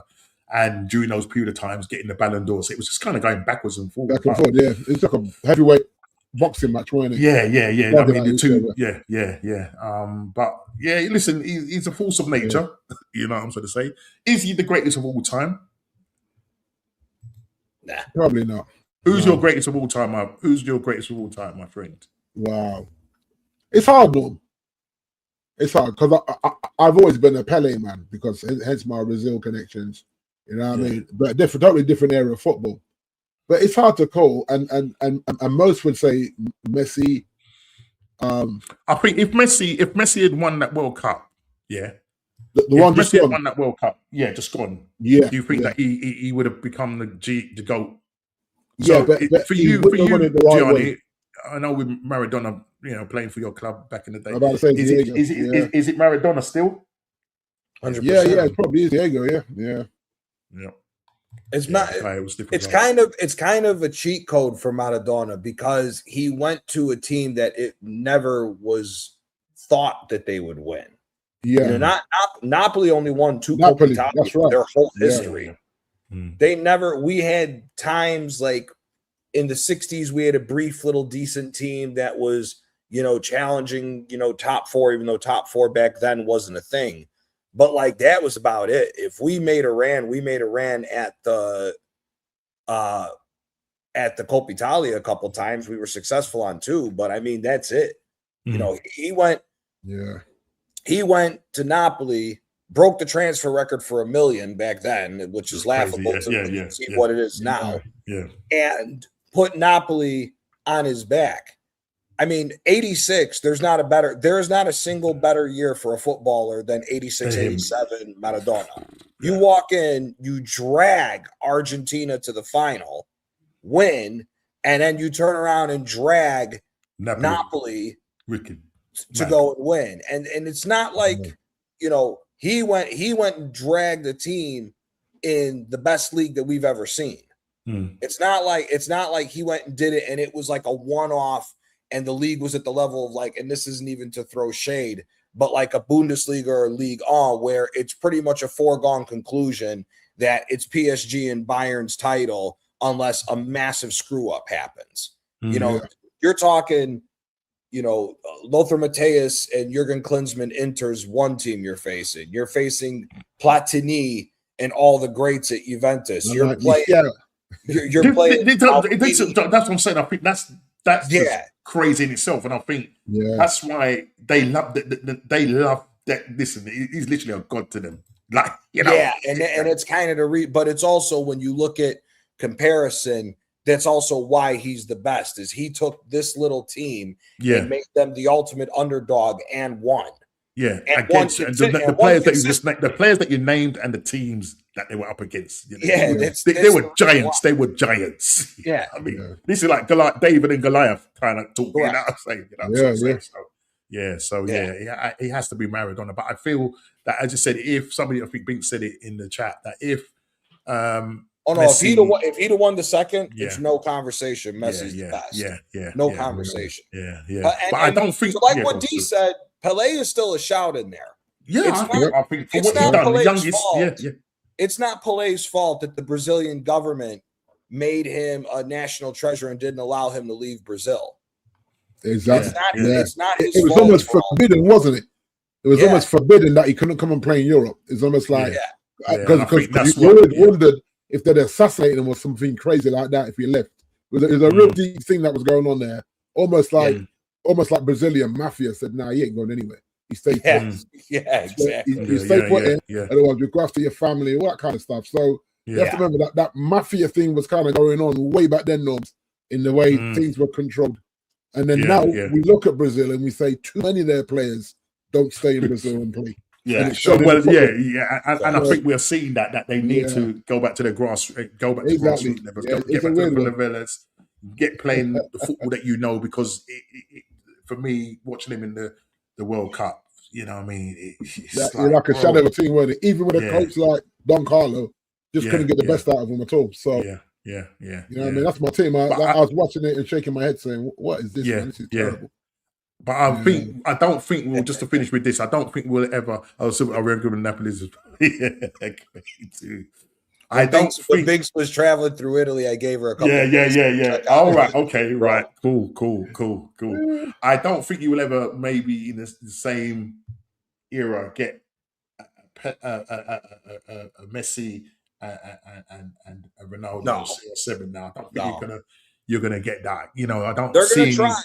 They're gonna try. They're gonna try. No, I'll tell you, the only way they do that, the only way they do that is AI. Well, Right. Yeah. I would not be surprised within the next 2 years with Vinicius Jr. signing on if Mbappe doesn't get forced out and they try to go get Haaland. Or Barcelona's long-term plan is Haaland, and they want to do the Haaland versus Mbappe as the reenactment of Messi versus Ronaldo. Yeah. But nah, it's which crazy. kind of makes sense when you think about it. Kind of makes sense, doesn't it? That's how they would kind of almost like pit them against each other to be because let's remember they're always going to be looking for ratings in football. So they're always going to be looking, you know, and like a lot of the American sport, there's always ratings. You know what I mean? As in East Coast, West Coast, who's the best out of that? Get into a Super Bowl, get into an NBA final, that kind of thing. So I feel like they'll do that in football. And, Gee, I told Normski, I was on the Bruised Banana with Normski, Jez, and Shane. I told all of them, I said, the only reason why the U.S. hosted this World Cup is so that all these different Premier League owners can actually see all the different ways to make money. Exactly. I go respectfully, you got if you don't know the NFL like we do, the NFL makes the Premier League look like nothing when it comes to money. Yeah. Premier League, what you guys think transfers, think transfers are right now, as far as what you're buying for players, is a joke compared to the contracts that they hand out in the NFL because there's so much money. You got guys making $55 million a year to throw a football, to throw an American. That's what I'm saying. It's insane for 17 games, and they may not even 17 games. 17 games. You're getting $55 million. Yeah. Because it's different, Norm. Like I remember when Shaq came into league in Orlando. I think Shaq signed $125 million contract. But he went to the Lakers. Yep. Yeah, but he was $70 million guaranteed. Just by signing his name, he got a $70 million check, Norms, without even shooting a hoop. I'm like, that's insanity. The man hasn't shot a basketball yet, and then all the endorsements just get flooding in. So I think his endorsements matched his wages, Norm. So he didn't even have to touch that wage. He just said, "Listen, I'm going to give the kids the endorsement money, and I'll figure the rest out." And then he went to the Lakers, as you know, and again signed a huge contract to play with Kobe. So the money in that sport, like as much as we moan about Bruno on 400K, it is pocket change, bro. Yeah. Compared to the American, it really is, which is wild to say because 400 grand is 400 grand in anyone's bank account. Yeah. When you compare to the sports, it's night and day financially. So that's why the American owners think the way they think, Norm. They come here and think. Like, let's see if they decide to bring in these water breaks. I'm about to say that, Norm. That's coming next month. Yeah. And then I think what they will do. I mean, listen, the heat wave is gone, so we might have got away with it now. Over here, the heat wave is gone, right? So we might have got away with it now. But I get it was. I can't remember. I think Jamboy, on another chat that we were in. I'm sure Jamboy said he was watching. It was an actual game, but I can't remember what the game was. I think it was Charlton. It was a Charlton game. I think it was Charlton were playing, and they did it. They did that was in the Championship, and they did a water break in there, the hydration break. So I think what will happen is, depending on the earth heats up, and but this what you might find, Norm, is that they try it in the next Euros. They introduce Euros, and then they put out this gap for commercialization. So if you want to have your advert in that water break, this is what it's going to cost you, and we'll run. And they will money spinning.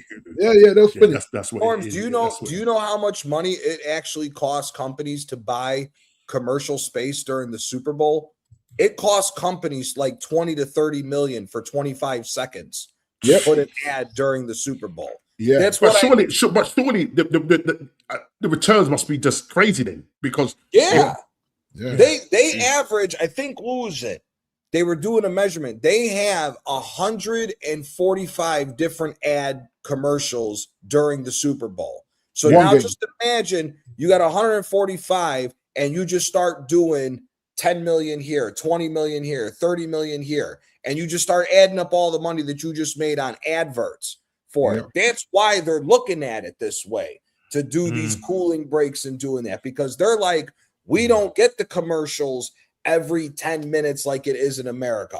You know, the whole reason why an American football game is 3 hours when you're watching on TV is because half the damn time is you're watching stupid ads. All you're watching is ads. You get a kickoff, like they score a touchdown, right? You go to ads. The touchdown's over. You go to ads. You go to the kickoff. They do the kickoff. We'll be right back again. They go right back. I'm telling you. It's another 3 minutes of ads. It's insanity what they do, but they're making crazy bucket loads of cash, and that's why the Premier League's looking. They're all going to try to do this. They're all going to. I was just reading it the other day. You can combine the Premier League, La Liga, and Serie A. Those financially are the three biggest leagues when it comes to annual turnover for leagues. It's 19 billion they add up to. On a bad year, you're still $1 billion behind the NFL. And that's the NFL. On a bad year, they still make $1 billion more than the three biggest leagues in Europe. Combined. And again, crazy. The Sunday game for the Premier League normally gets 400 to 500 million views. So the numbers aren't adding up. If you can get that many views, why isn't it translating into the amount of money for turnovers? That's what the owners are trying to figure out. Because again, the Super Bowl, it's the biggest game. It's almost like a holiday. It's almost like a holiday. The amount of money the Super Bowl makes in America, it's not just what you see it make for profitability. It's everybody and their mother has 30 people over at their house, is probably spending $500 to throw a party together, to get food, booze, whatever, to throw a party. It's more than just what you guys physically see, what the Super Bowl does for like American culture. But strictly numbers, you're only getting 145 million people, but the Super Bowl alone is probably worth about $3.5 billion. Do you remember going back a few years ago? Do you remember the Budweiser advert? What's up? What's up? But I'll tell you, this is the thing in American sports, right? Like the states that have the better weather, they get there 2 hours before the game and have a barbecue out in the car park, bro. Drinking. Drinking. Grills, got the grill going, supping beers. Bro, we're the Chicago Bears. We're drinking 7 o'clock in the morning, 5 hours before the game. And it'll be freezing cold out, and we'll be blind drunk stumbling into that stadium. The first time I went there, I'm like, why go on there? Everyone's cooking for the game. And then they go into the stadium to watch the game, and then they fire the grill up after the game. I said, this is wild. I went to the ice hockey, the same thing at the ice hockey. I shouldn't have said this is nuts. I said levels, mate. Imagine that at Old Trafford, everyone in the car park just grilling, flipping. Saeed will be in the car park grilling. Flipping sticks. I want to see you in the car park. In the car park. Now we're gonna have pork sausage. No, not pork sausage. Beef sausages. Beef sausages. No disrespect. No beef sausages. You know what I'm saying? Yeah, no pork, man. No pork. No, I can do that. No, you're right. No, as they say, they say no Trenton, man. No Trenton. Everybody who is a football fan, if you ever get a chance, and I'm not trying to hype this up because I'm American, go to an NFL game if you get the opportunity and just see. You'll see it's impossible to not notice. It's impossible to not notice how the sport of football is changing to model American football because they are so much more driven about the money. You go to one if you go to one NFL game, you will start and then you start watching what's going on with football. You will notice everything. But you know what though? Sorry, Gianni, just a very good point here that Binks has made. I know Sib was finishing, but she goes, people need to save football. If that happens, football does. Infantino needs to go because he goes, football should be like the German model where fans have a stake in the club. Because I think it's especially World Cup, it just seems to be running away, and it's just become so much corporate. Like if you're going to go and watch a game now, say a Champions League game, they'll have allocations for. There's more probably people, the press for the press. Yeah, corporate corporate tickets, seats, and all Mhm. that. And then, you know, the each opposing fans will probably get, say, 10,000 tickets each. Yeah. You know, in a 60,000 seater stadium or 70,000 seater stadium, it's crazy. Yeah. So it's been taken away from the real fan. And, Yeah, oh, and yeah. unfortunately, that's the way it's going, because there's so much money in it. Yeah. You know what I mean? It's untapped potential. Yeah. It's untapped potential. The United And States. you know them businessman, FIFA, they'll be getting advice, you know what I mean? And likes with Todd Bowley and all them, man. You know when they first came over, they were talking about playing An all-star game. Yeah, all-star games. Right, all Premier League all-star games. Yeah. Exactly. American. My goodness. Yeah, so Exactly. It's the money. That's what it is at the end of the day. It's the money. That's what they are looking. Here's the thing to kind of, when you look at PSR, right? Part of the reason why I think football is having problems is they're only keeping money to certain teams. You know, the big difference to why I always say that the Premier League will never be the old Serie A. The Serie A didn't care. If you had money and you were ready to risk it to try to win, they'd let you spend their money. Hellas Verona won a league title in the 80s. No small club is ever going to do that again. Como is building to try to do that, but Como is doing it a certain way for them to get to that level. But for you to just randomly, hey, I'm the new owner. Sampdoria won it. All these different random teams won in Italy because the ownership put the money down. Yeah. They are doing this PSR. They don't want Newcastle. You know what happens if you get rid of that. Newcastle opens the floodgate on money. Same thing, as crazy as it is. Same thing with the guys who owned Aston Villa.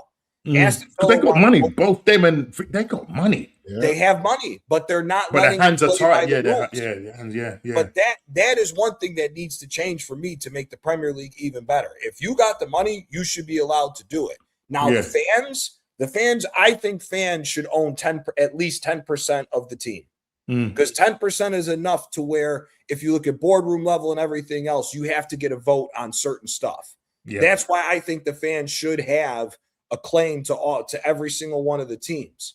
No, 100%. No, definitely. I mean, it's crazy, bro. But and it's the same thing in the States. Dia tell you, he lived in the States for a while. Yeah. Every sport was the common man's game.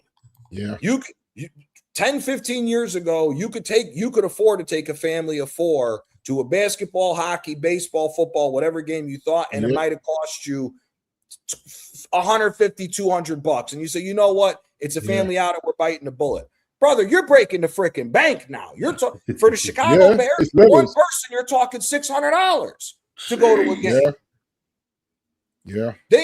What you guys are saying of getting priced out and stuff, it's already happened here. They perfected it here. They're trying to do it over there. Like when you guys are talking about what the $4,000 a year now for a season ticket, brother, that is a sneeze. You got teams in the United States that are charging $50,000 for a season ticket for some of their teams. You have to remember in the playoffs, like when we lived in Florida, we go to a playoff game, Norms, and we were in tier 3 going upwards. So you go closer to the rafters, and between the ticket, parking, food, done $1,200. The people sitting at courtside were paying between 15 and 20 grand a seat, and courtside was full.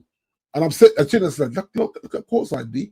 Not a single seat was vacant on courtside because LeBron was playing there then with D Wade and Chris Bosh. So how much does those arenas hold? 20,000 people. Yeah, about 20,000, 25,000 people. Yeah. I think the bigger ones were about 25, aren't they? Or thereabout. Yeah, like Detroit's 25, but like 25 basketball, hockey arenas are not that big. It's the football arenas that are insane. That's right, yeah. But that's where, because I paying so much money, they still generate it. And they had these suites where you could go and have the dinner and watch it through the glass, and you got all. And I'm like, I kept saying, because they call it the Jewels Club in Miami, the Jewels Club. Like they had some lovely suites there where you could have all your crew come and hang out and just watch the game and have a nice bite to eat and get bar service, all that sort of stuff. And it was levels though. It was well pricey. It's probably like owning a box in the Emirates now, Or it's like owning a box and having like your family and friends come and you have that box for the whole season. Like people bought the box for the whole season. But can you imagine, like, like corporate businesses where they have the corporate boxes? So I mean, that's right. Yeah, they must be like insane. The prices there must be. That's what they do. Insane. Yeah, it used to be all sports were the working man's game. Didn't matter what sport you liked; it was the working man's game. They have taken that away because they have seen the dedication that fans give to these teams, no matter what the sport is. And they test your dedication and the test is, are you willing to keep paying all this damn nonsense to keep going on? That's really what tests the dedication. Now, some fan bases have gotten smart enough to still realize exactly that at the end of the day, the fans are still technically the people in charge. Because if you walk out of the stadium and say, you know what, I'm sick of these owners trying to take advantage of us, and the team actually the fan base gets together and walks out of a stadium, you're going to affect their bottom dollar, because at the end of the day, we as fans pay for everything. We are the ones responsible for everything at the end of the day. Some fan bases have gotten that and have done that before in America to affect change for the teams to get better. You know, the Chicago Cubs, big of Suge. The Chicago Cubs, I always say, is the biggest one. They didn't win for 109 years. They were the biggest money grab of all time. The Cubs, Wrigley Field was known as the world's largest outdoor bar. You legit just went to a Cubs game to just go drink because you knew they weren't winning. And then the fans finally got sick of it. In 2 years, as soon as the money got affected, the billionaires in 2 years put a winning team and they won. Tell you, man. It is. I mean, the money in sports is just like, you know what I mean? Honestly. It's mad. It's mad, man. It'd be just interesting to be just a fly on the wall just to see how these man boardroom will sit down and go, yo, hey, let's do this, man. Yeah. Hey, Johnny, where's those words that you got? I mean, we know Johnny's there, man. We know Johnny's there, man. Suge, man. Big up to you. I know it's the time difference and all that is a bit of a bugger, but glad you can make it in. We are coming down, but we got sidetracked by the money team in America and so on and so on. And just the whole thing with Newcastle with their hands tied. I mean, it's crazy that they've got the richest owners in the world own them and they can't do anything. And it was this. I was trying to remember. I don't know if you remember, Gianni or D. I think Jason put it in our chat.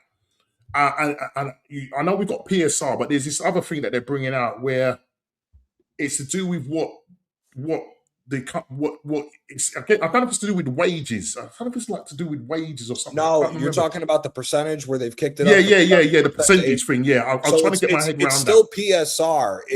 They've increased the amount, so now all your transfer fees, agent fees, salaries, everything else can equal up to 85% of the. That's right. Yeah. That's what I need. But again, the only thing that benefits is the big teams. It only benefits the big six because they're the only ones that have the turnover. Like Aston Villa's reached right now. It's actually funny if you think about it. West Ham had money at one point and tried to be the team to bridge that gap to be the seventh team to try to jump in. They failed. Everton threw stupid amounts of money with Farhad Mashiri and Usmanov and fell off.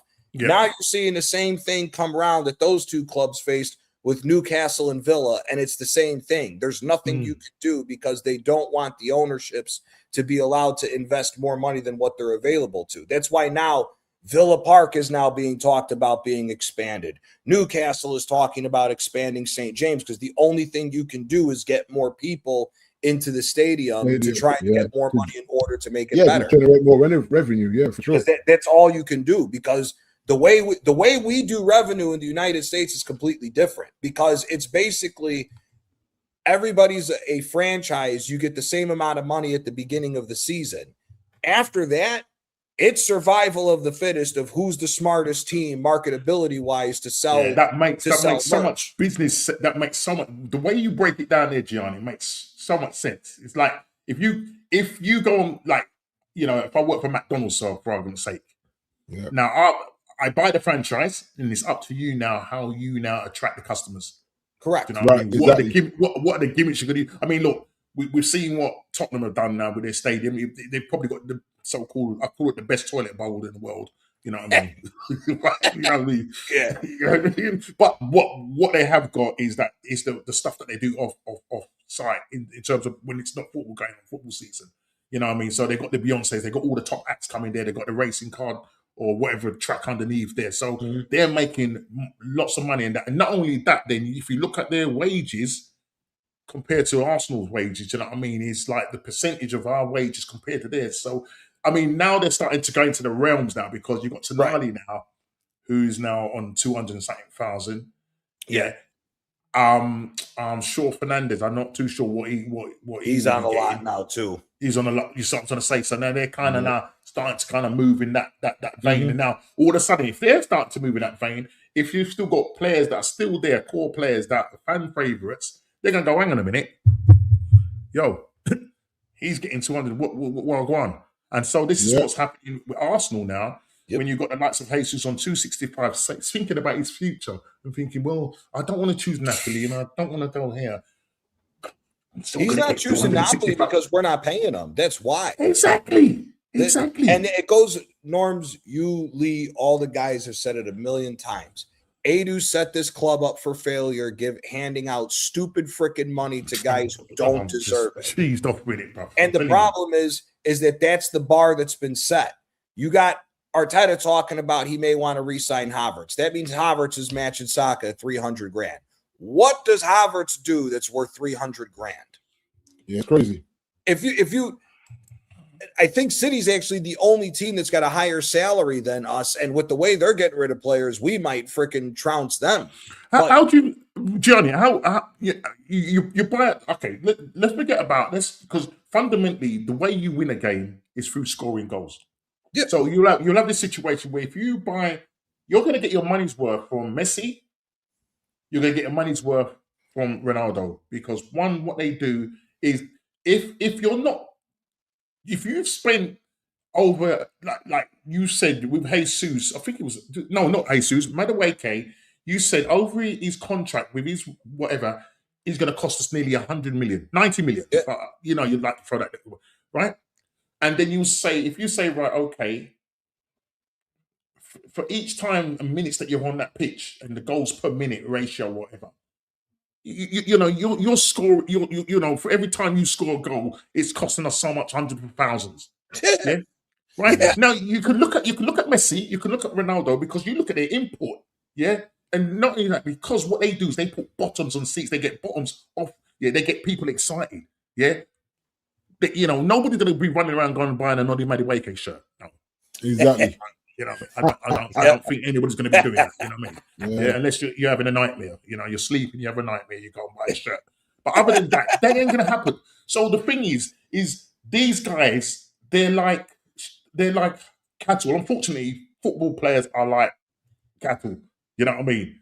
And if you've got your best cow that's going to give you the best beef, yeah, you're going to sell it at the whatever because he's going to produce the best whatever it is. So so with football players, yeah, when you look at the money that's in the sport, you're paying for what they do, and that is scoring goals, winning you games, and putting you right up in the echelons, and that's what brings in the revenue, Champions League money, all of that, shirt sales, all the advertisement that comes around the whole thing, and so when you're looking at teams like Newcastle, Newcastle, where you talked about it, where they're set up, they're right in the smack bang in the middle. There's nowhere to expand. You can only go higher. It's not. You can't go out because of the way it's situated. No, it's only going even further up at St. James. Yeah, exactly. And when you think about in terms of the what you can do in terms of marketing your club, Arsenal the best at it. But, they are the best at it. When it comes to PR and making money. The amount of money every minute, merchandise after merchandise, and it looks nice. Not gonna lie, it looks nice, but this is you're pouring all that money in and they're just making I know they have the Adidas contract and they have to pay a certain amount to Adidas, but still the amount of shirts that are just coming up. I think if Vinny Jr. did come to Arsenal, my God, But what The Gianni, yeah, didn't they say the that? first year would have paid for himself. The first year in shirt sales would have paid for his whole transfer if we got but Gianni, it's interesting, you know, though, because when Victor Gokras came to Arsenal, didn't his shirts were the fastest? I'm sure they said these shirts were the fastest that went off the shelves and the amount of money it made. Mm-hmm. Yeah, because they saw what he did in for whatever, and everybody was excited because was he going to go to Man United? Was he going to go to another club? Because we saw what he did in Sporting Lisbon. And as soon as we saw that shirt sales went like that, now all of a sudden now he ain't good enough for the. Don't think that isn't a part of the conversations when they scout players. That's a part of it. That's part of the profile, man. Yeah, that's the part of the profile. How much? What is he? There's conversations being had when you pick players and say, what is his potential? What do you think he could bring in on this side? It's not just what he's going to put on the football pitch. Again, this is a business now. This is not the working man's game anymore. This is a full-fledged multi-billion-dollar, possibly trillion-dollar business a year when you combined all football. So, again, at the end of the day, that's all a part of it. Team. If you think the Cronkies looked, if they even did sniff Vinny Jr. out potentially, the whole reason why when you heard that nonsense talking about, it's agreed on all levels, is because they did the numbers like, hey, you go to every single freaking city, you probably see about 30 Vinny Jr. jerseys. And they're probably thinking, man, I see that jersey in America. Imagine what it would be if we get him to over here. That was probably one of the first conversations they had, if they had one about him. Yeah, I don't think they would have. Listen, we know Vinny is a good footballer, but I think they would have been looking and going, this guy is world class in terms of his assets and what marketing wise. I mean, you see, that's why there was the whole thing of the image rights. The image rights. Yep. Arsenal were willing to say, right, because they knew the businessman sat there and said, don't worry, Mikel, you will get that back. Yeah. Right, yeah. But please invest it. Invest it in some imagine players. if he came. Imagine if he actually did came and Arsenal went back to back and he was the new guy that was the spearhead to go on and win. Do you know how much revenue you would make? Man. Yeah. Oh man, we be seeing pretty. And here's the thing that's the most damning part of this. I know you're trying to get out of here, but I actually would love to see the books on how much money Arsenal actually made on the merch of all the stuff that came out after everything that's been stamped with Premier League champions or sewn on Premier League champions. I would love to see the books on how much more money they actually made, because they came out and said they got an extra $200 million from all their sponsorships initially from winning. And that's everything you see from Fly Emirates, all those types of sponsors that you have. I want to see how much money you made on them shirts that say Premier League champions, and you say you ain't got enough money to go buy some of these top players. That's where it grinds my gears with all that, because I know for a fact I think they need to be. I know Jez talks about company house and what you can see, whatever, but it'd be nice to see the breakdown. It would be great. You know what I'm saying? But it's like anything, though. Like we qualified for Champions League. Now we got Betway on the trading tops. I'm like, since when? You know what I'm saying? So commercially, they're just constantly ticking it over, more money. So Betway across the trading shirt. Still got Snapdragon, obviously, on the actual kit. And then we released 3 kits for the new season. All 3. That's what I'm saying. Like, this is what it is. Listen, I think nobody releases more kits than Arsenal. Oh, hell no. No, we have to be close second. No. We have to be a close second then. No. You got to be a close second, bro. United is a close second. These like 3 kits and the training kit with Betway on it as well. 4 kits in the summer. And I'm not gonna lie, I do like the training kit, the orange and black. You know what I mean? So I've set my eyes on that. I was kind of like sort of saying, well, I'm gonna get that one. But you know what I mean? But I'm gonna see what happens this season in terms of how we get on, and then I might go and invest in those things. You know what I mean? But if we can, if we can win this Premier League in style back to back, then you know what I mean, us negative gooners. Bottom gooners, like they like to call us. You won't hear much from us, Standards, Standards FC. It's all about winning. It's all about winning. It's all about winning. It's all about having the conversation. It's not about being right. and I hold that, or you're this and blah blah. It's not about that. It's just that It's we not about that. It's want to about see winning. it. Yeah. It's about winning. That's all it is at the end of the day. Oh, hold this, hold that. Who gives a shit? You want this club to win. Sorry. Yep. Sorry. That's all right, man. That's all right. That's all right, bro. But yeah, that smells horrible. You know, like I said, but like you and me had the conversation, I think, with DJB during the World Cup. I use this analogy all the time because this is where I want Arsenal to get to the level to.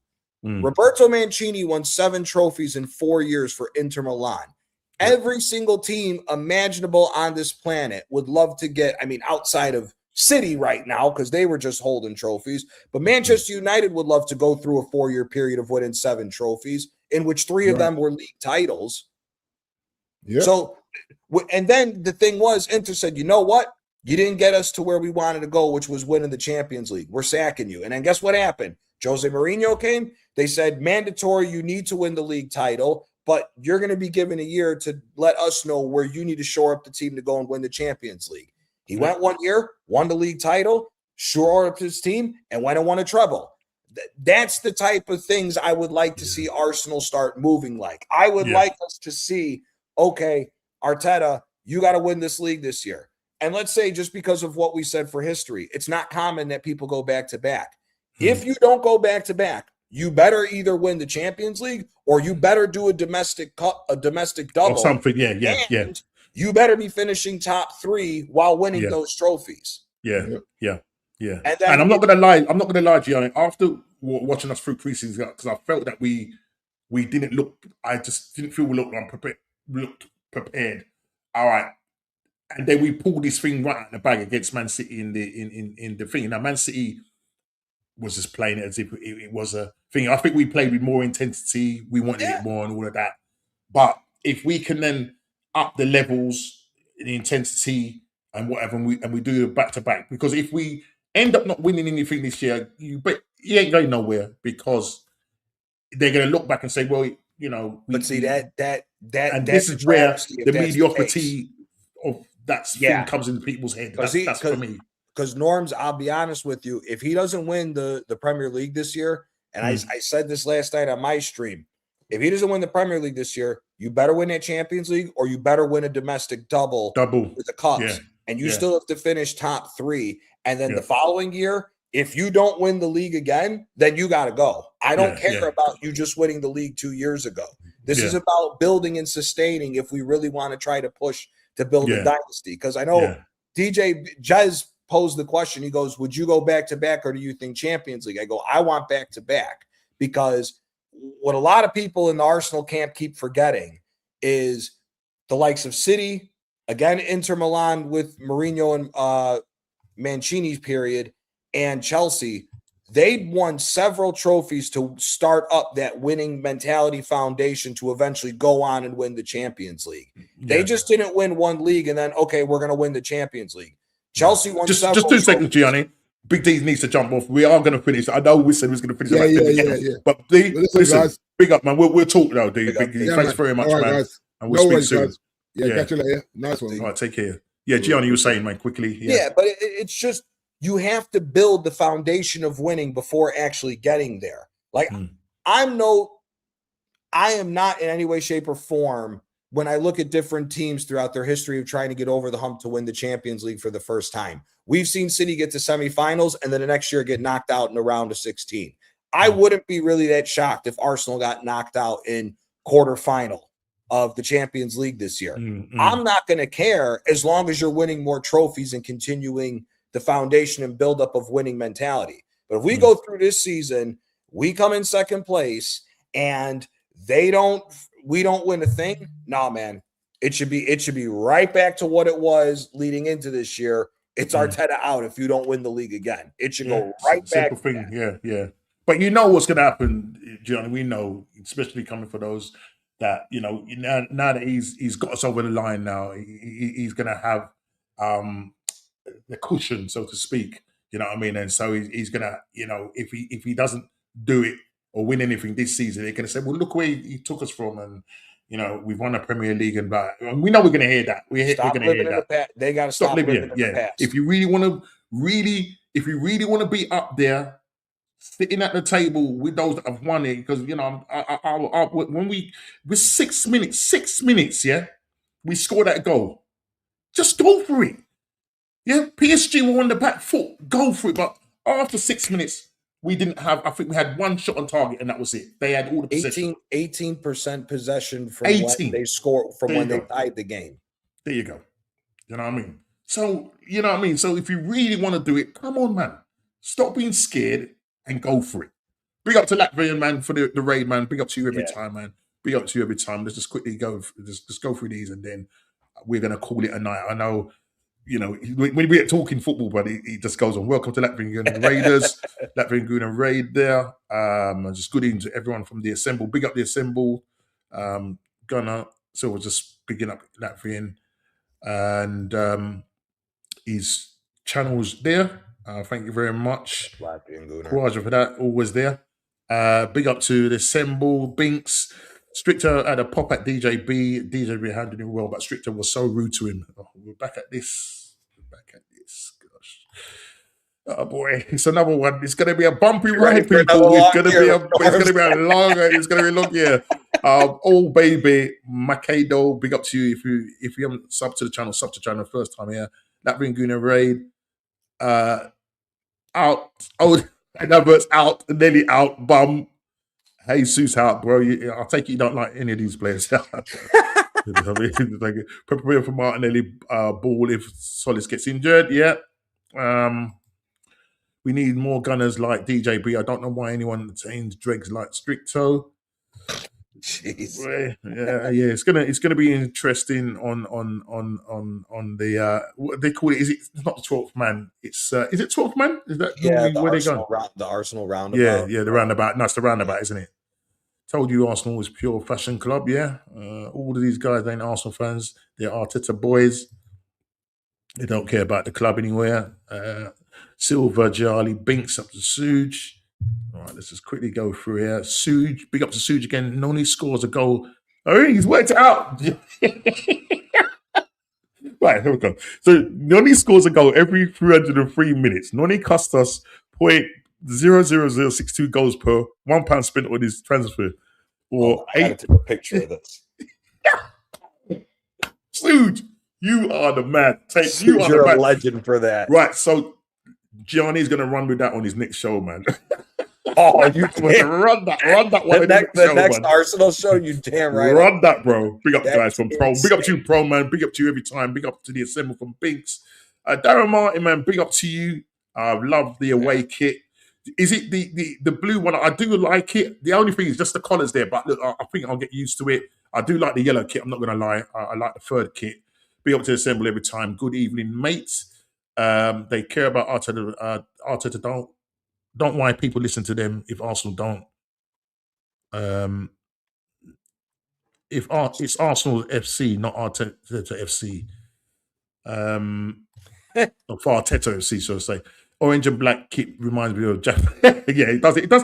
You know, it's quite funny. It does play in your mind. I could do with a Jaffa cake. I do love a Jaffa cake. Subscribe to Prom. Suge just saying to the Assemble, big up to you. Painful Suge. That's from Silver Gunner. Notorious. Big Smoke.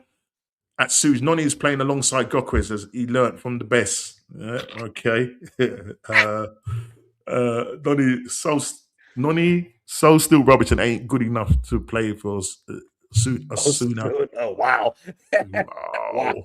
He's actually right about that. Inter with Mourinho with the treble was peak. And you know what? I've got to watch that though. I'm gonna have to watch that. Yeah, I'm gonna have to watch that too because I like Mourinho. Yeah. The guy has the finishing of a blind guy. No offense to blind guys. You can all play football better than Madueke. Big Smoke, Gokaris at least scored last season. What has Noni done? Oh, so is Notorious Big Smoke bigging up Noni? Is he a fan of Noni? I know. Maybe now Rashid is not his lawyer no more. Hey, Rashid, if you're there, man, you're watching this back. Listen, have you stepped down from being his lawyer? Be honest, is Gokaris even better than his Nagas? Wait, so we've got Big Smoke doesn't think that Gokares is doing it for us. Listen, what you got to look at notorious is that he has scored 14 goals, most goals under Mikel Arteta, an attacking player. I think if Arsenal play to his strengths, I think he gets more goals. Question is, Gianni, do you think that this season, obviously, Gokras he's going to stay. Havertz is going to play in front of him. So the likelihood is that you would probably say that Havertz will probably score more goals than him, but will he score the same amount of goals as he did last season? So if you was going to say this season who's going to get the most goals, I suppose it's depending on who really, really makes an impact, going forward. Because I don't know whether Arteta would be willing to, drop Gokras or start him, should I say. I don't know if he would start him, personally speaking. I think he would. I don't think Havertz is going to go long enough through this season to where he carries the number 9. I think there's going to be a time where he's going to be like, okay, I got to stop taking a chance on this guy because we haven't won a game or so. These are like the type of things that I'm saying that if Arsenal get in their own way, we won't win the league. If he really tries to run Havertz again, we tried it how many times? We didn't win with him as the striker. If he really tries to do that again, then then maybe. So how do we? All right, I know we said. How can I put this to you? How do we win the league? What does Arteta need to do to win the league? Oh man! Again, back to back, because I know you look at those.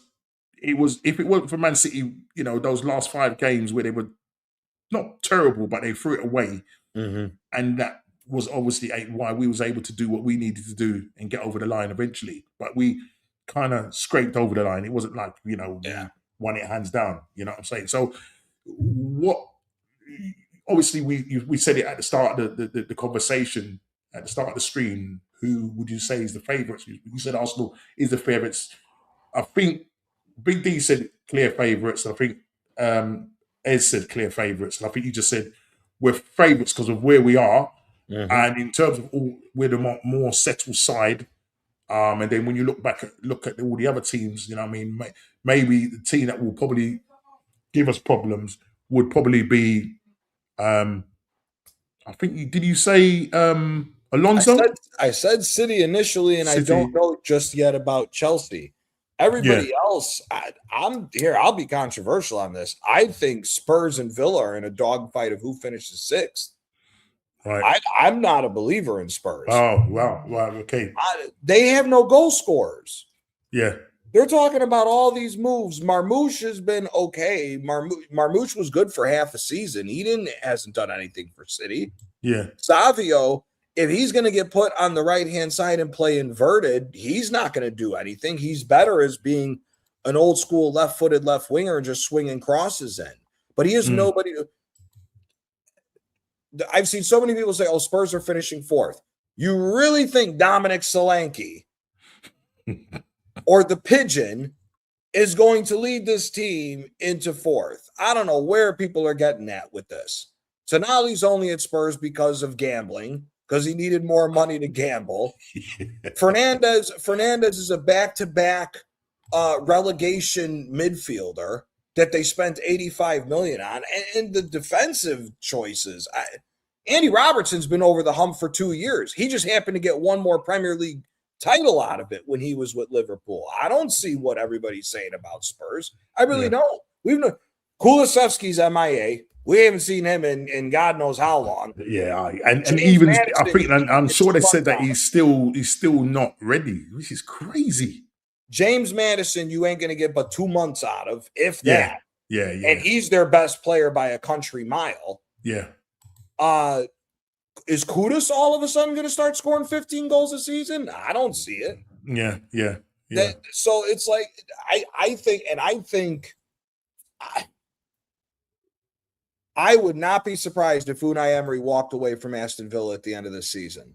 Would not be shocked if Unai Emery, because of the lack of capabilities of scoring, I would not be shocked if he walked away from Aston Villa at the end of the season. And I would not be shocked if Aston Villa fell to the Conference League at the end of this season because of some of the changes that they've made with the team. For Arsenal, all it is score more goals. If you let There is a world where I think that if he was to concede and allow us to go forward more, if Arsenal score 80 goals and the defense can stay somewhere around it, we win the league again. But 71 goals, all them 1-0s, and we scored. The one thing I do not want to see this season is score 1 goal and then sit back and play. Yeah. This is what I'm saying, Gianni. This is what I'm trying to say. If we score, put the game to bed, then do your control football. Yes. Yeah? Just do that. Don't do it, and then you got us on the edge of our seat, and then you're playing around football. Go if we can replicate the game to bed. If we can replicate the Charity Shield for 80% of the season, we win the league. Win it. We win it because there's too many inconsistencies coming up. And at the same time, we're seeing good football as well, Gianni. Because I will be sitting there and thinking, yeah, this is the football I want to see. Because that anomaly season, and Arteta said it as well, it was an anomaly until Saliba gets injured, and then Rob Holding comes in, and then everything just falls apart. You know what I mean? Yep. So if you can do that now with a stronger defense, a good midfield, just allow it to happen. Allow it to happen. You know what I mean? Yep. Allow it to happen. Allow it to happen. But okay, Julian Alvarez got a swap deal of the century. If that does happen, dude is great at falling over and tripping over his own legs. I mean, that's the only thing with Gokres. It's just that he just needs to stay on his feet more because he's a big lad and he shouldn't really, be going over all the time. I think that's the only frustrating thing for me. I get really frustrated. He can't even assist or pass the ball. No credit, no vision technique. So Germany don't even rate Verts, bro. Beeps Verts. I don't swear, guys. So you have to excuse me, bro. They have no striker, so they picked up Verts. He was the rubbish option. UCL final. Everybody's laughing. Yeah, listen. But look, let me just quickly go through it, because I'll tell you, we were all night, man. I'll be doing a Gianni show, 6 hours. But listen, Gianni, I really appreciate people that have come in late. Thank you for taking part. We just quickly flash you guys up just to beat you up every time. It's been a great show, Gianni. Really, thank you for your time. Really appreciate it. You brought some real nuggets to the show tonight, and we're back next week. Tomorrow is the Bruised Banana. I think Shane has just popped something in our chat. So tomorrow we will be on the Bruised Banana.